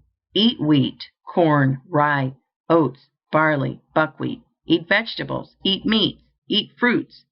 Eat the things that are eaten by the masses of the people around the world. For in this matter, the voice of the people is the voice of God. They have been led, generally, to the selection of certain foods, and they have been led, generally, to prepare these foods in generally similar ways. And you may depend upon it that in general they have the right foods and are preparing them in the right way. In these matters, the race has been under the guidance of God. The list of foods in common use is a long one, and you must select therefrom according to your individual taste. If you do, you will find that you have an infallible guide, as shown in the next 2 chapters. If you do not eat until you have an earned hunger, you will not find your taste demanding unnatural or unhealthy foods. The wood chopper, who has swung his axe continuously from 7 in the morning until noon, does not come in clamoring for cream puffs and confectionery. He wants pork and beans, or beefsteak and potatoes, or cornbread and cabbage. He asks for the plain solids. Offer to crack him a few walnuts and give him a plate of lettuce, and you will be met with huge disdain. Those things are not natural foods for a working man. And if they are not natural foods for a working man, they are not for any other man. For work hunger is the only real hunger, and requires the same materials to satisfy it, whether it be in wood chopper or banker, in man, woman, or child. It is a mistake to suppose that food must be selected with anxious care to fit the vocation of the person who eats. It is not true that the wood chopper requires heavy or solid foods, and the bookkeeper light foods. If you are a bookkeeper or other brain worker, you do not eat until you have an earned hunger, you will want exactly the same foods that the wood chopper wants. Your body is made of exactly the same elements as that of the wood chopper, and requires the same materials for cell building. Why, then, feed him on ham and eggs and cornbread and you on crackers and toast? True, most of his waste is of muscle, while most of yours is of brain and nerve tissue. But it is also true that the woodchopper's diet contains all the requisites for brain and nerve building in far better proportions than they are found in most light foods. The world's best brain work has been done on the fare of the working people. The world's greatest thinkers have invariably lived on the plain solid foods common among the masses. Let the bookkeeper wait until he has an earned hunger before he eats, and then, if he wants ham, eggs, and cornbread, by all means let him eat them. But let him remember that he does not need 1/20 of the amount necessary for the wood chopper. It is not eating hearty foods which gives the brain worker indigestion. It is eating as much as would be needed by a muscle worker. Indigestion is never caused by eating to satisfy hunger. It is always caused by eating to gratify appetite. If you eat in the manner prescribed in the next chapter, your taste will soon become so natural that you will never want anything that you cannot eat with impunity, and you can drop the whole anxious question of what to eat from your mind forever, and simply eat what you want. Indeed, that is the only way to do if you are to think no thoughts but those of health. For you cannot think health so long as you are in continual doubt and uncertainty as to whether you are getting the right bills of fare. Take no thought what ye shall eat, said Jesus, and he spoke wisely. The foods found on the table of any ordinary middle class or working class family will nourish your body perfectly if you eat at the right times and in the right way. If you want meat, eat it, and if you do not want it, do not eat it, and do not suppose that you must find some special substitute for it. You can live perfectly well on what is left on any table after the meat has been removed. It is not necessary to worry about a varied diet, so as to get in all the necessary elements. The Chinese and Hindus build very good bodies and excellent brains on a diet of few variations, rice making almost the whole of it. The Scotch are physically and mentally strong on oatmeal cakes, and the Irishman is husky of body and brilliant of mind on potatoes and pork. The wheat berry contains practically all that is necessary for the building of brain and body, and a man can live very well on a mono diet of navy beans. Form a conception of perfect health for yourself, and do not hold any thought which is not a thought of health. Never eat until you have an earned hunger.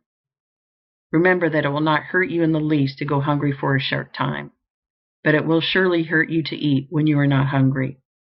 Do not give the least thought to what you should or should not eat. Simply eat what is set before you, selecting that which pleases your taste most. In other words, eat what you want. This you can do with perfect results if you eat in the right way, and how to do this will be explained in the next chapter. End of Chapter 10. Chapter 11. How to Eat. It is a settled fact that man naturally chews his food. The few fatists who maintain that we should bolt our nourishment, after the manner of the dog and others of the lower animals, can no longer get a hearing. We know that we should chew our food, and if it is natural that we should chew our food, the more thoroughly we chew it, the more completely natural the process must be. If you will chew every mouthful to a liquid, you need not be in the least concerned as to what you shall eat, for you can get sufficient nourishment out of any ordinary food. Whether or not this chewing shall be an irksome and laborious task or a most enjoyable process depends on the mental attitude in which you come to the table. If your mind and attitude are on other things, or if you are anxious or worried about business or domestic affairs, you will find it almost impossible to eat without bolting more or less of your food. You must learn to live so scientifically that you will have no business or domestic cares to worry about. This you can do, and you can also learn to give your undivided attention to the act of eating while at the table. When you eat, do so with an eye single to the purpose of getting all the enjoyment you can from that meal. Dismiss everything else from your mind, and do not let anything take your attention from the food and its taste until your meal is finished. Be cheerfully confident, for if you follow these instructions, you may know that the food you eat is exactly the right food, and that it will agree with you to perfection. Sit down to the table with confident cheerfulness, and take a moderate portion of the food. Take whatever things look most desirable to you. Do not select some food because you think it will be good for you. Select that which will taste good to you. If you are to get well and stay well, you must drop the idea of doing things because they are good for your health, and do things because you want to do them. Select the food you want most. Gratefully give thanks to God that you have learned how to eat it in such a way that digestion shall be perfect, and take a moderate mouthful of it. Do not fix your attention on the act of chewing. Fix it on the taste of the food, and taste and enjoy it until it is reduced to a liquid state and passes down your throat by involuntary swallowing. No matter how long it takes, do not think of the time. Think of the taste. Do not allow your eyes to wander over the table, speculating as to what you shall eat next. Do not worry for fear there is not enough, and that you will not get your share of everything. Do not anticipate the taste of the next thing. Keep your mind centered on the taste of what you have in your mouth, and that is all of it. Scientific and healthful eating is a delightful process after you have learned how to do it, and after you have overcome the bad old habit of gobbling down your food unchewed. It is best not to have too much conversation going on while eating. Be cheerful, but not talkative. Do the talking afterward. In most cases, some use of the will is required to form the habit of correct eating. The bolting habit is an unnatural one, and is without doubt mostly the result of fear. Fear that we will be robbed of our food. Fear that we will not get our share of the good things. Fear that we will lose precious time. These are the causes of haste. Then there is anticipation of the dainties that are to come for dessert, and the consequent desire to get at them as quickly as possible. And there is mental abstraction, or thinking of other matters while eating. All these must be overcome. When you find that your mind is wandering, call a halt. Think for a moment of the food and of how good it tastes, of the perfect digestion and assimilation that are going to follow the meal, and begin again. Begin again and again, though you must do so 20 times in the course of a single meal, and again, though you must do so every meal for weeks and months. It is perfectly certain that you can, from the Fletcher habit, if you persevere, and when you have formed it, you will experience a healthful pleasure you have never known. This is a vital point, and I must not leave it until I have thoroughly impressed it upon your mind. Given the right materials, perfectly prepared, the principle of health will positively build you a perfectly healthy body, and you cannot prepare the materials perfectly in any other way than the one I am describing. If you are to have perfect health, you must eat in just this way. You can, and the doing of it is only a matter of a little perseverance. What use for you to talk of mental control unless you will govern yourself in so simple a matter as ceasing to bolt your food? What use to talk of concentration unless you can keep your mind on the act of eating it for so short a space as 15 or 20 minutes, especially with all the pleasures of taste to help you go on and conquer? In a few weeks, or months, as the case may be, you will find the habit of scientific eating becoming fixed, and soon you will be in so splendid a condition, mentally and physically, that nothing would induce you to return to the bad old way.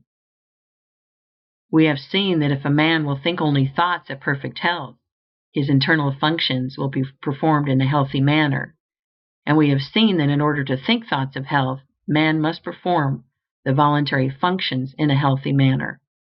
The most important of the voluntary functions is that of eating, and we see, so far, no especial difficulty in eating in a perfectly healthy way. I will here summarize the instructions as to when to eat, what to eat, and how to eat, with the reasons therefor. Never eat until you have an earned hunger, no matter how long you go without food.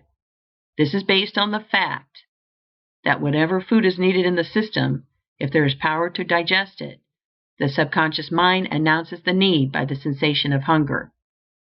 Learn to distinguish between genuine hunger and the gnawing and craving sensations caused by unnatural appetite. Hunger is never a disagreeable feeling accompanied by weakness, faintness, or gnawing feelings at the stomach. It is a pleasant, anticipatory desire for food, and is felt mostly in the mouth and throat. It does not come at certain hours or at stated intervals. It only comes when the subconscious mind is ready to receive, digest, and assimilate food. Eat whatever foods you want, making your selection from the staples in general use in the zone in which you live. The Supreme Intelligence has guided man to the selection of these foods, and they are the right ones for all. I am referring, of course, to the foods which are taken to satisfy hunger, not to those which have been contrived merely to gratify appetite or perverted taste.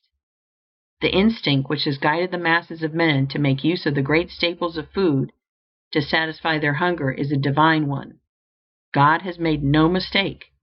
If you eat these foods, you will not go wrong. Eat your food with cheerful confidence, and get all the pleasure that is to be had from the taste of every mouthful. Chew each morsel to a liquid, keeping your attention fixed on the enjoyment of the process. This is the only way to eat in a perfectly complete and successful manner, and when anything is done in a completely successful manner, the general result cannot be a failure. In the attainment of health, the law is the same as in the attainment of riches. If you make each act a success in itself, the sum of all your acts must be a success. When you eat in the mental attitude I have described, and in the manner I have described, nothing can be added to the process. It is done in a perfect manner, and it is successfully done. And if eating is successfully done, digestion, assimilation, and the building of a healthy body are successfully begun. We next take up the question of the quantity of food required. End of Chapter 11. Chapter 12.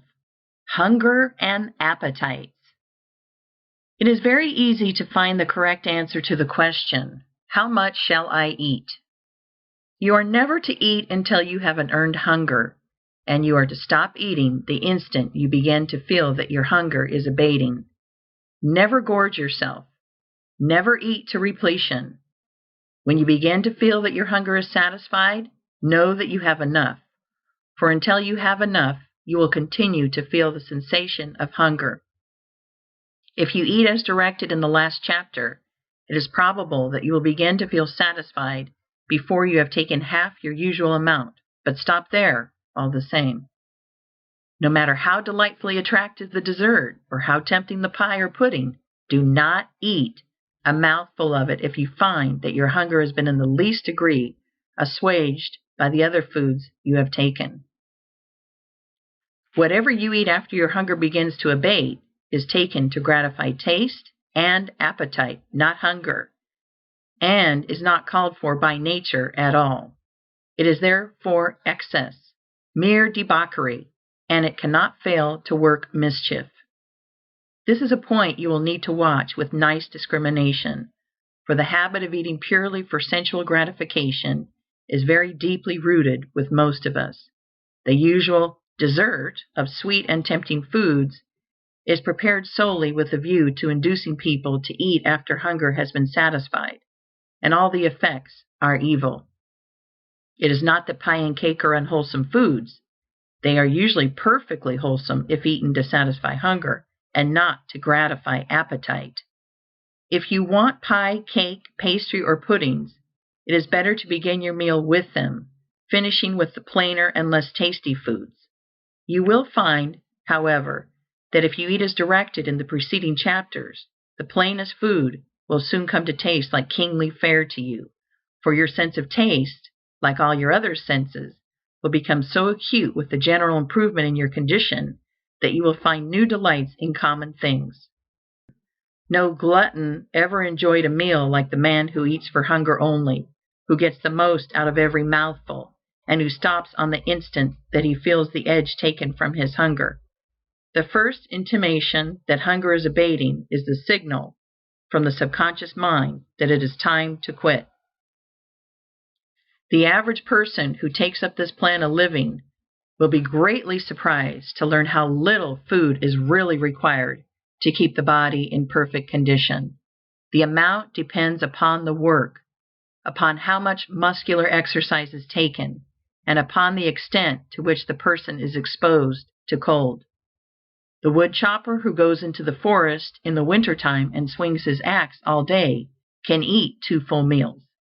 But the brain worker who sits all day on a chair in a warm room does not need 1/3 and often not 1/10 as much. Most wood choppers eat 2 or 3 times as much, and most brain workers from 3 to 10 times as much as nature calls for, and the elimination of this vast amount of surplus rubbish from their systems is a tax on vital power. The average person who takes up this plan of living will be greatly surprised to learn how little food is really required to keep the body in perfect condition. The amount depends upon the work, upon how much muscular exercise is taken, and upon the extent to which the person is exposed to cold.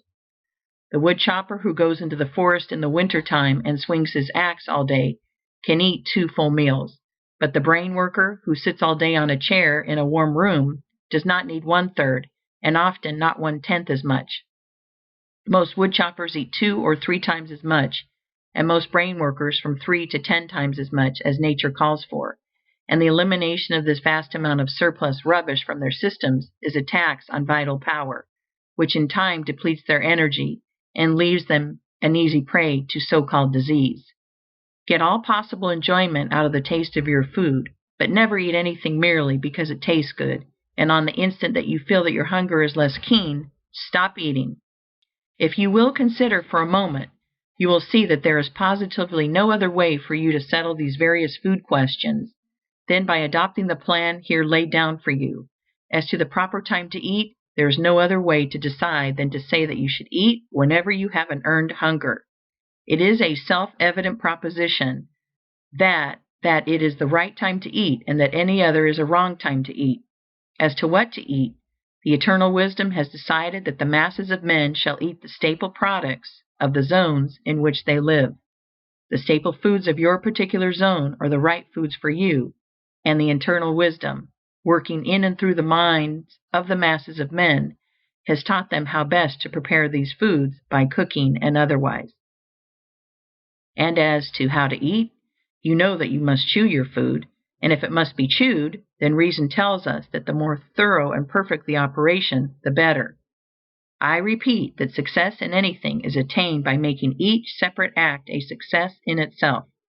If you make each action, however small and unimportant, a thoroughly successful action, your day's work as a whole cannot result in failure. If you make the actions of each day successful, the sum total of your life cannot be failure. A great success is the result of doing a large number of little things and doing each one in a perfectly successful way. If every thought is a healthy thought, and if every action of your life is performed in a healthy way, you must soon attain to perfect health. It is impossible to devise a way in which you can perform the act of eating more successfully, and in a manner more in accord with the laws of life, than by chewing every mouthful to a liquid, enjoying the taste fully, and keeping a cheerful confidence the while. Nothing can be added to make the process more successful, while if anything be subtracted, the process will not be a completely healthy one. In the matter of how much to eat, you will also see that there could be no other guide so natural, so safe, and so reliable as the one I have prescribed: to stop eating on the instant you feel that your hunger begins to abate. The subconscious mind may be trusted with implicit reliance to inform us when food is needed, and it may be trusted as implicitly to inform us when the need has been supplied. If all food is eaten for hunger, and no food is taken merely to gratify taste, you will never eat too much.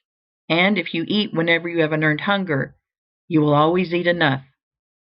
By reading carefully the summing up in the following chapter, you will see that the requirements for eating in a perfectly healthy way are really very few and simple. The matter of drinking in a natural way may be dismissed here with a very few words. If you wish to be exactly and rigidly scientific, drink nothing but water. Drink only when you are thirsty. Drink whenever you are thirsty, and stop as soon as you feel that your thirst begins to abate. But if you are living rightly in regard to eating, it will not be necessary to practice asceticism or great self-denial in the matter of drinking. You can take an occasional cup of weak coffee without harm. You can, to a reasonable extent, follow the customs of those around you. Do not get the soda fountain habit. Do not drink merely to tickle your palate with sweet liquids. Be sure that you take a drink of water whenever you feel thirst. Never be too lazy, too indifferent, or too busy to get a drink of water when you feel the least thirst. If you obey this rule, you will have little inclination to take strange and unnatural drinks. Drink only to satisfy thirst. Drink whenever you feel thirst, and stop drinking as soon as you feel thirst abating. That is the perfectly healthy way to supply the body with the necessary fluid material for its internal processes. End of Chapter 12. Chapter 13. In a Nutshell. There is a cosmic life which permeates, penetrates, and fills the interspaces of the universe, being in and through all things. This life is not merely a vibration or form of energy, it is a living substance. All things are made from it. It is all and in all. This substance thinks, and it assumes the form of that which it thinks about. The thought of a form in this substance creates the form. The thought of a motion institutes the motion. The visible universe with all its forms and motions exists because it is in the thought of original substance. Man is a form of original substance and can think original thoughts, and within himself man's thoughts have controlling or formative power. The thought of a condition produces that condition. The thought of a motion institutes that motion. So long as man thinks of the conditions and motions of disease, so long will the conditions and motions of disease exist within him. If man will think only of perfect health, the principle of health within him will maintain normal conditions. To be well, man must form a conception of perfect health and hold thoughts harmonious with that conception as regards himself and all things. He must think only of healthy conditions and functioning. He must not permit a thought of unhealthy or abnormal conditions or functioning to find lodgment in his mind at any time. In order to think only of healthy conditions and functioning, man must perform the voluntary acts of life in a perfectly healthy way. He cannot think perfect health so long as he knows that he is living in a wrong or unhealthy way, or even so long as he has doubts as to whether or not he is living in a healthy way. Man cannot think thoughts of perfect health while his voluntary functions are performed in the manner of one who is sick. The voluntary functions of life are eating, drinking, breathing, and sleeping. When man thinks only of healthy conditions and functioning, and performs these externals in a perfectly healthy manner, he must have perfect health. In eating, man must learn to be guided by his hunger. He must distinguish between hunger and appetite, and between hunger and the cravings of habit. He must never eat unless he feels an earned hunger. He must learn that genuine hunger is never present after natural sleep, and that the demand for an early morning meal is purely a matter of habit and appetite, and he must not begin his day by eating in violation of natural law. He must wait until he has an earned hunger, which, in most cases, will make his first meal come at about the noon hour. No matter what his condition, vocation, or circumstances, he must make it his rule not to eat until he has an earned hunger, and he may remember that it is far better to fast for several hours after he has become hungry than to eat before he begins to feel hunger. It will not hurt you to go hungry for a few hours, even though you are working hard, but it will hurt you to fill your stomach when you are not hungry, whether you are working or not. If you never eat until you have an earned hunger, you may be certain that insofar as the time of eating is concerned, you are proceeding in a perfectly healthy way. This is a self-evident proposition. As to what he shall eat, man must be guided by that intelligence which has arranged that the people of any given portion of the earth's surface must live on the staple products of the zone which they inhabit. Have faith in God, and ignore food science of every kind. Do not pay the slightest attention to the controversies as to the relative merits of cooked and raw foods, of vegetables and meats, or as to your need for carbohydrates and proteins. Eat only when you have an earned hunger, and then take the common foods of the masses of the people in the zone in which you live, and have perfect confidence that the results will be good. They will be. Do not seek for luxuries, or for things imported or fixed up to tempt the taste. Stick to the plain solids, and when these do not taste good, fast until they do. Do not seek for light foods, for easily digestible or healthy foods. Eat what the farmers and working men eat. Then you will be functioning in a perfectly healthy manner, so far as what to eat is concerned. I repeat, if you have no hunger or taste for the plain foods, do not eat at all. Wait until hunger comes. Go without eating until the plainest food tastes good to you, and then begin your meal with what you like best. In deciding how to eat, man must be guided by reason. We can see that the abnormal states of hurry and worry, produced by wrong thinking about business and similar things, have led us to form the habit of eating too fast and chewing too little. Reason tells us that food should be chewed, and that the more thoroughly it is chewed, the better it is prepared for the chemistry of digestion. Furthermore, we can see that the man who eats slowly and chews his food to a liquid, keeping his mind on the process, and giving it his undivided attention, will enjoy more of the pleasure of taste than he who bolts his food with his mind on something else. To eat in a perfectly healthy manner, man must concentrate his attention on the act with cheerful enjoyment and confidence. He must taste his food, and he must reduce each mouthful to a liquid before swallowing it. The foregoing instructions, if followed, make the function of eating completely perfect. Nothing can be added as to what, when, and how. In the matter of how much to eat, man must be guided by the same inward intelligence or principle of health, which tells him when food is wanted. He must stop eating in the moment that he feels hunger abating. He must not eat beyond this point to gratify taste. If he ceases to eat in the instant that the inward demand for food ceases, he will never overeat, and the function of supplying the body with food will be performed in a perfectly healthy manner. The matter of eating naturally is a very simple one. There is nothing in all the foregoing that cannot be easily practiced by anyone. This method, put in practice, will infallibly result in perfect digestion and assimilation, and all anxiety and careful thought concerning the matter can at once be dropped from the mind. Whenever you have an earned hunger, eat with thankfulness what is set before you, chewing each mouthful to a liquid and stopping when you feel the edge taken from your hunger. The importance of the mental attitude is sufficient to justify an additional word. While you are eating, as at all other times, think only of healthy conditions and normal functioning. Enjoy what you eat. If you carry on a conversation at the table, talk of the goodness of the food and of the pleasure it is giving you. Never mention that you dislike this or that. Speak only of those things which you like. Never discuss the wholesomeness or unwholesomeness of foods.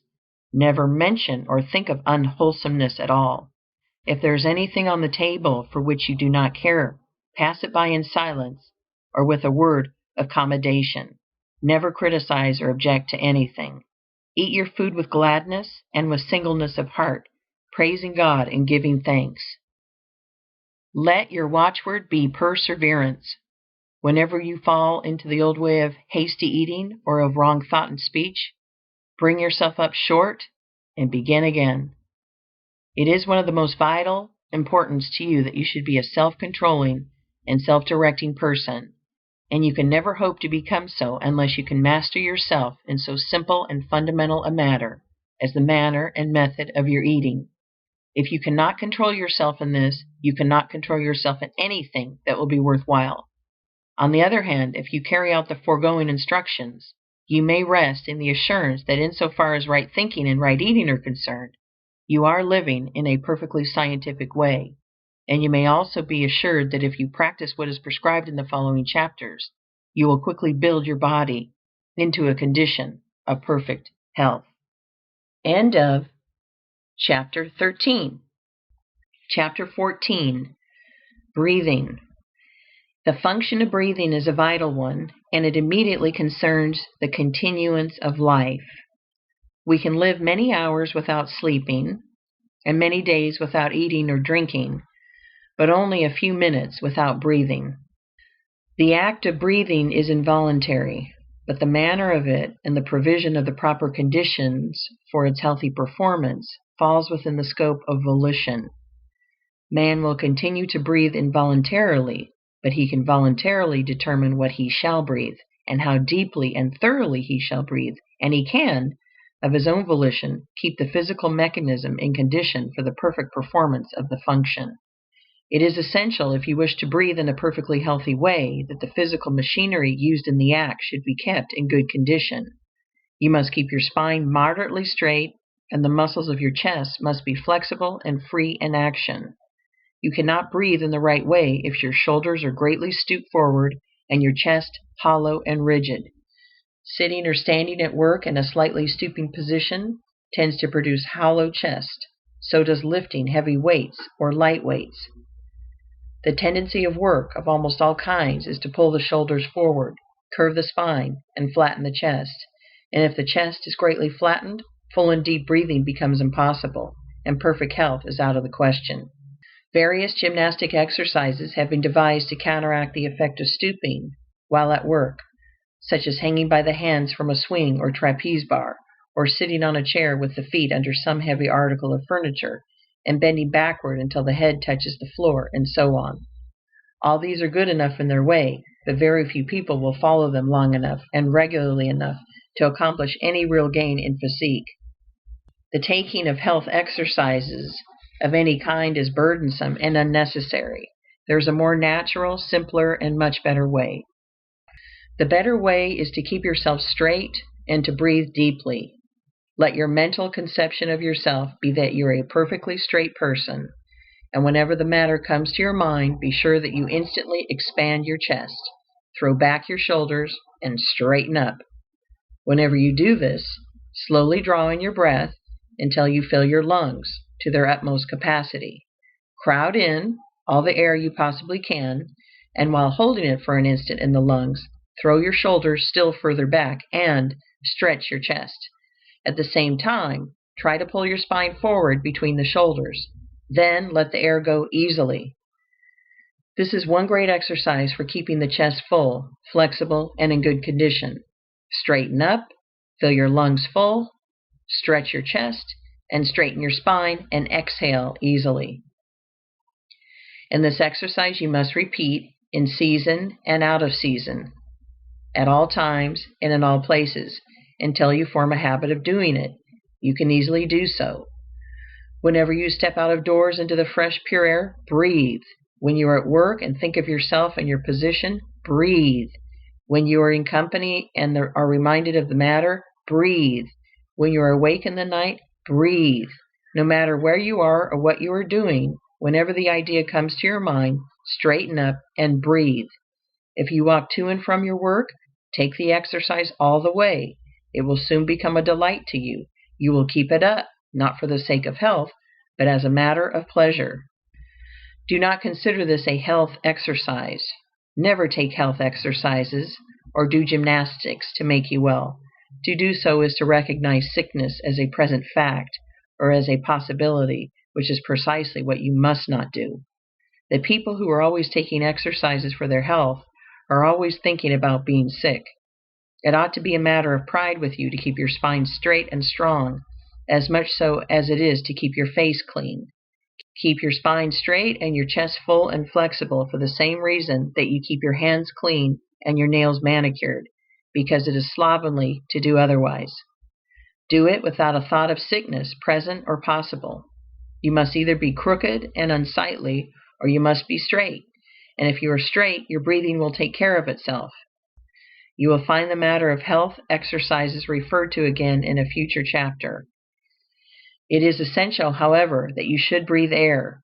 It appears to be the intention of nature that the lungs should receive air containing its regular percentage of oxygen, and not greatly contaminated by other gases or by filth of any kind. Do not allow yourself to think that you are compelled to live or work where the air is not fit to breathe. If your house cannot be properly ventilated, move.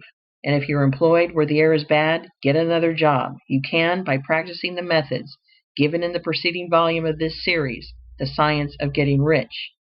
If no one would consent to work in bad air, employers would speedily see to it that all workrooms were properly ventilated.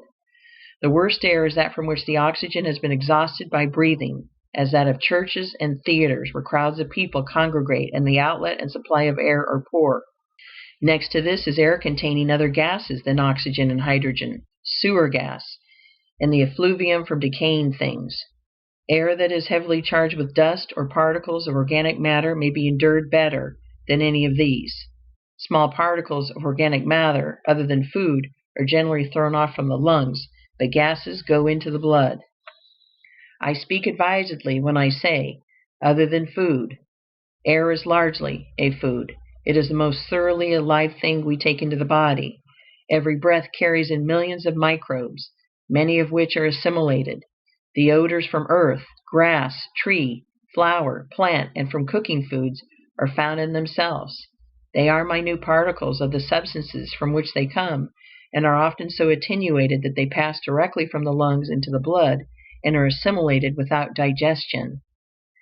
And the atmosphere is permeated with the one original substance, which is life itself. Consciously recognize this whenever you think of your breathing, and think that you are breathing in life. You really are. and conscious recognition helps the process. See to it that you do not breathe air containing poisonous gases, and that you do not rebreathe the air which has been used by yourself or others. That is all there is to the matter of breathing correctly. Keep your spine straight and your chest flexible, and breathe pure air, recognizing with thankfulness the fact that you breathe in the eternal life.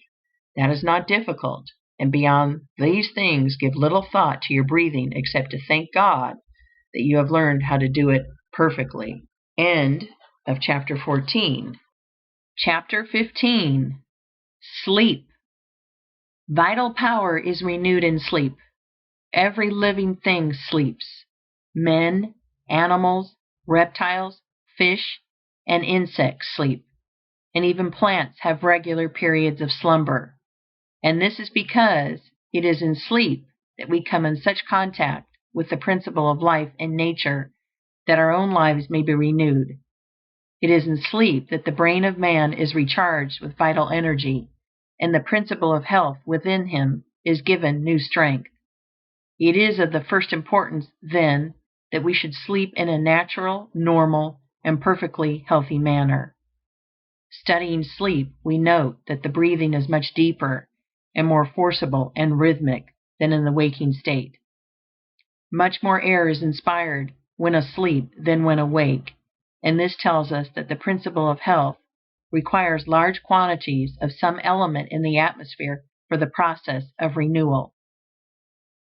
If you would surround sleep with natural conditions, then the first step is to see that you have an unlimited supply of fresh and pure air to breathe.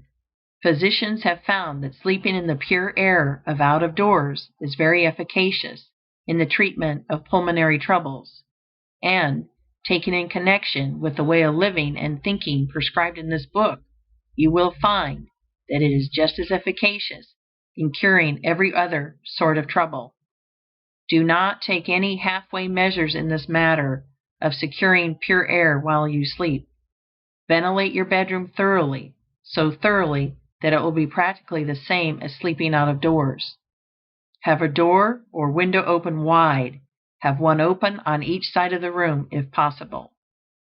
If you cannot have a good draught of air across the room, pull the head of your bed close to the open window so that the air from without may come fully into your face. No matter how cold or unpleasant the weather, have a window open and open wide, and try to get a circulation of pure air through the room. Pile on the bedclothes if necessary to keep you warm, but have an unlimited supply of fresh air from out of doors. This is the first great requisite for healthy sleep. The brain and nerve centers cannot be thoroughly vitalized if you sleep in dead or stagnant air. You must have the living atmosphere, vital with nature's principle of life. I repeat, do not make any compromise in this matter. Ventilate your sleeping room completely and see that there is a circulation of outdoor air through it while you sleep. You are not sleeping in a perfectly healthy way if you shut the doors and windows of your sleeping room, whether in winter or summer. Have fresh air. If you are where there is no fresh air, move. If your bedroom cannot be ventilated, get into another house. Next in importance is the mental attitude in which you go to sleep. It is well to sleep intelligently, purposefully, knowing what you do it for. Lie down thinking that sleep is an infallible vitalizer, and go to sleep with the confident faith that your strength is to be renewed, that you will awake full of vitality and health. Put purpose into your sleep as you do into your eating. Give the matter your attention for a few minutes as you go to rest. Do not seek your couch with a discouraged or depressed feeling. Go there joyously to be made whole. Do not forget the exercise of gratitude in going to sleep. Before you close your eyes, give thanks to God for having shown you the way to perfect health, and go to sleep with this grateful thought uppermost in your mind. A bedtime prayer of thanksgiving is a mighty good thing. It puts the principle of health within you into communication with its source, from which it is to receive new power while you are in the silence of unconsciousness. You may see that the requirements for perfectly healthy sleep are not difficult. First, to see that you breathe pure air from out of doors while you sleep, and second, to put the within into touch with the living substance by a few minutes of grateful meditation as you go to bed. Observe these requirements. Go to sleep in a thankful and confident frame of mind, and all will be well. If you have insomnia, do not let it worry you. While you lie awake, form your conception of health. Meditate with thankfulness on the abundant life which is yours. Breathe and feel perfectly confident that you will sleep in due time, and you will. Insomnia, like every other ailment, must give way before the principle of health aroused to full constructive activity by the course of thought and action herein described. The reader will now comprehend that it is not at all burdensome or disagreeable to perform the voluntary functions of life in a perfectly healthy way. The perfectly healthy way is the easiest, simplest, most natural, and most pleasant way. The cultivation of health is not a work of art, difficulty, or strenuous labor.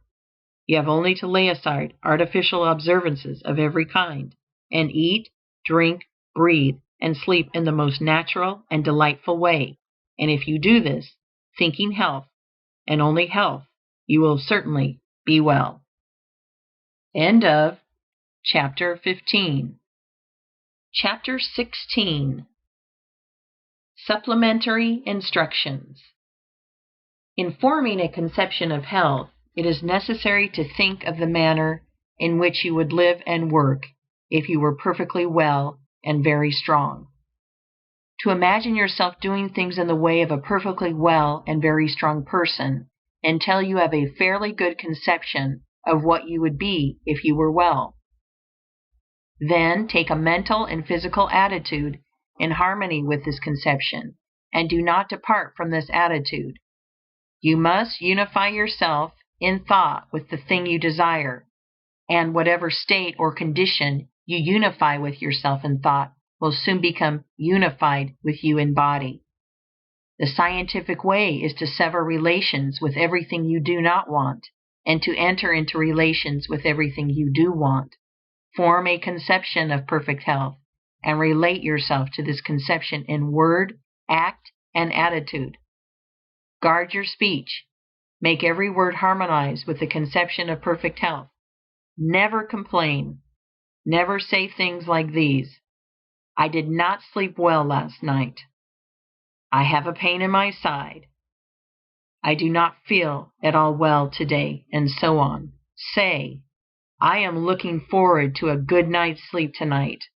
I can see that I progress rapidly, and things of similar meaning. In so far as everything which is connected with disease is concerned, your way is to forget it. And in so far as everything which is connected with health is concerned, your way is to unify yourself with it in thought and speech. This is the whole thing in a nutshell. Make yourself one with health in thought, word, and action, and do not connect yourself with sickness either by thought, word, or action. Do not read doctor books or medical literature, or the literature of those whose theories conflict with those herein set forth. To do so will certainly undermine your faith in the way of living upon which you have entered, and cause you to again come into mental relations with disease. This book really gives you all that is required. Nothing essential has been omitted, and practically all the superfluous has been eliminated. The science of being well is an exact science, like arithmetic. Nothing can be added to the fundamental principles, and if anything be taken from them, a failure will result. If you follow strictly the way of living prescribed in this book, you will be well, and you certainly can follow this way, both in thought and action. Relate not only yourself, but so far as possible, all others, in your thoughts to perfect health. Do not sympathize with people when they complain, or even when they are sick and suffering. Turn their thoughts into a constructive channel if you can. Do all you can for their relief, but do it with the health thought in your mind. Do not let people tell their woes and catalog their symptoms to you. Turn the conversation to some other subject, or excuse yourself and go. Better be considered an unfeeling person than to have the disease thought forced upon you. When you are in company of people whose conversational stock in trade is sickness and kindred matters, ignore what they say and fall to offering a mental prayer of gratitude for your perfect health. And if that does not enable you to shut out their thoughts, say goodbye and leave them. No matter what they think or say, politeness does not require you to permit yourself to be poisoned by diseased or perverted thought. When we have a few more hundred of thousands of enlightened thinkers who will not stay where people complain and talk sickness, the world will advance rapidly toward health. When you let people talk to you of sickness, you assist them to increase and multiply sickness. What shall I do when I am in pain? Can one be in actual physical suffering and still think only thoughts of health? Yes. Do not resist pain. Recognize that it is a good thing. Pain is caused by an effort of the principle of health to overcome some unnatural condition. This you must know and feel. When you have a pain, think that a process of healing is going on to the affected part and mentally assist and cooperate with it. Put yourself in full mental harmony with the power which is causing the pain. Assist it. Help it along. Do not hesitate, when necessary, to use hot fomentations and similar means to further the good work which is going on. If the pain is severe, lie down and give your mind to the work of quietly and easily cooperating with the force which is at work for your good. This is the time to exercise gratitude and faith. Be thankful for the power of health, which is causing the pain, and be certain that the pain will cease as soon as the good work is done. Fix your thoughts with confidence on the principle of health, which is making such conditions within you that pain will soon be unnecessary. You will be surprised to find how easily you can conquer pain, and after you have lived for a time in this scientific way, pains and aches will be things unknown to you. What shall I do when I am too weak for my work? Shall I drive myself beyond my strength, trusting in God to support me? Shall I go on like the runner, expecting a second wind? No, better not. When you begin to live in this way, you will probably not be of normal strength, and you will gradually pass from a low physical condition to a higher one. If you relate yourself mentally with health and strength, and perform the voluntary functions of life in a perfectly healthy manner, your strength will increase from day to day. But for a time, you may have days when your strength is insufficient for the work you would like to do. At such times, rest and exercise gratitude. Recognize the fact that your strength is growing rapidly and feel a deep thankfulness to the living one from which it comes. Spend an hour of weakness in thanksgiving and rest, with full faith that great strength is at hand, and then get up and go on again. While you rest, do not think of your present weakness. Think of the strength that is coming. Never at any time allow yourself to think that you are giving way to weakness. When you rest, as when you go to sleep, fix your mind on the principle of health, which is building you into complete strength. What shall I do about the great bugaboo which scares millions of people to death every year? Constipation. Do nothing. Read Horace Fletcher on the ABZ or Our Own Nutrition, and get the full force of his explanation of the fact that when you live on this scientific plane, you need not, and indeed cannot, have an evacuation of the bowels every day, and that an operation in from once in 3 days to once in 2 weeks is quite sufficient for perfect health. The gross feeders who eat from 3 to 10 times as much as can be utilized in their systems have a great amount of waste to eliminate, but if you live in the manner we have described, it will be otherwise with you. If you eat only when you have an earned hunger and chew every mouthful to a liquid, and if you stop eating the instant you begin to be conscious of an abatement of your hunger, you will so perfectly prepare your food for digestion and assimilation that practically all of it will be taken up by the absorbents, and there will be little, almost nothing, remaining in the bowels to be excreted. If you are able to entirely banish from your memory all that you have read in doctor books and patent medicine advertisements concerning constipation, you need give the matter no further thought at all. The principle of health will take care of it. But if your mind has been filled with fear thought in regard to constipation, it may be well in the beginning for you to occasionally flush the colon with warm water. There is not the least need of doing it, except to make the process of your mental emancipation from fear a little easier. It may be worthwhile for that. And as soon as you see that you are making good progress, and that you have cut down your quantity of food and are really eating in the scientific way, dismiss constipation from your mind forever. You have nothing more to do with it. Put your trust in that principle within you which has the power to give you perfect health. Relate it by your reverent gratitude to the principle of life which is all power, and go on your way rejoicing. What about exercise? Everyone is the better for a little all-round use of the muscles every day, and the best way to get this is to do it by engaging in some form of play or amusement. Get your exercise in the natural way, as recreation, not as a forced stunt for health's sake alone.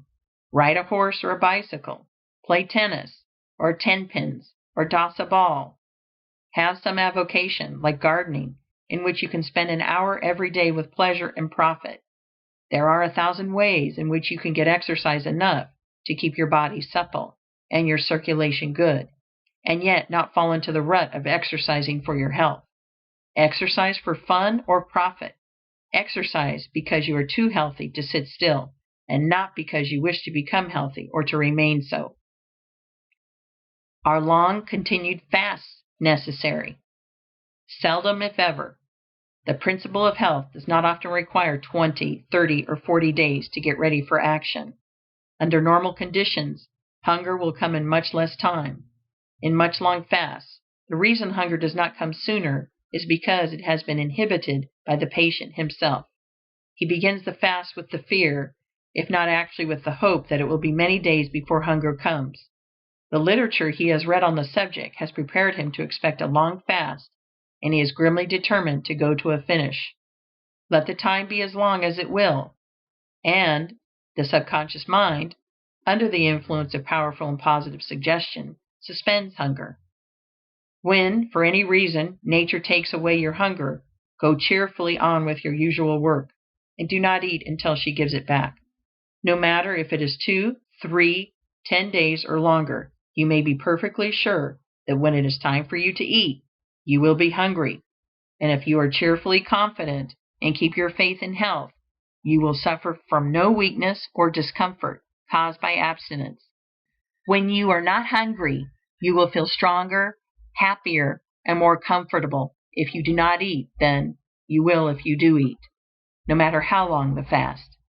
And if you live in the scientific way described in this book, you will never have to take long fasts. You will seldom miss a meal, and you will enjoy your meals more than ever before in your life. Get an earned hunger before you eat, and whenever you get an earned hunger, eat. End of Chapter 16. Chapter 17. A summary of the science of being well. Health is perfectly natural functioning, normal living. There is a principle of life in the universe. It is the living substance from which all things are made. This living substance permeates, penetrates, and fills the interspaces of the universe. In its invisible state, it is in and through all forms, and yet all forms are made of it.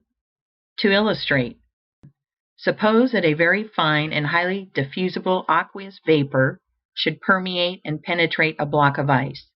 The ice is formed from living water and is living water in form, while the vapor is also living water unformed, permeating a form made from itself. This illustration will explain how living substance permeates all forms made from it. All life comes from it. It is all the life there is. The universal substance is a thinking substance, and takes the form of its thought. The thought of a form held by it creates the form, and the thought of a motion causes the motion. It cannot help thinking, and so is forever creating, and it must move on toward fuller and more complete expression of itself. This means toward more complete life and more perfect functioning, and that means toward perfect health. The power of the living substance must always be exerted toward perfect health. It is a force in all things, making for perfect functioning. All things are permeated by a power which makes for health. Man can relate himself to this power and ally himself with it. He can also separate himself from it in his thoughts. Man is a form of this living substance, and has within him a principle of health. This principle of health, when in full constructive activity, causes all the involuntary functions of man's body to be perfectly performed. Man is a thinking substance, permeating a visible body, and the processes of his body are controlled by his thought. When man thinks only thoughts of perfect health, the internal processes of his body will be those of perfect health. Man's first step toward perfect health must be to form a conception of himself as perfectly healthy, and as doing all things in the way and manner of a perfectly healthy person. Having formed this conception, he must relate himself to it in all his thoughts, and sever all thought relations with disease and weakness. If he does this, and thinks his thoughts of health with positive faith, man will cause the principle of health within him to become constructively active, and to heal all his diseases. He can receive additional power from the universal principle of life by faith, and he can acquire faith by looking to this principle of life with reverent gratitude for the health it gives him. If man will consciously accept the health which is being continually given to him by the living substance, and if he will be duly grateful therefor, he will develop faith. Man cannot think only thoughts of perfect health unless he performs the voluntary functions of life in a perfectly healthy manner. These voluntary functions are eating, drinking, breathing, and sleeping. If man thinks only thoughts of health, has faith in health, and eats, drinks, breathes, and sleeps in a perfectly healthy way, he must have perfect health. Health is the result of thinking and acting in a certain way, and if a sick man begins to think and act in this way, the principle of health within him will come into constructive activity and heal all his diseases. This principle of health is the same in all and is related to the life principle of the universe. It is able to heal every disease and will come into activity whenever man thinks and acts in accordance with the science of being well. Therefore, every man can attain to perfect health. End of chapter 17.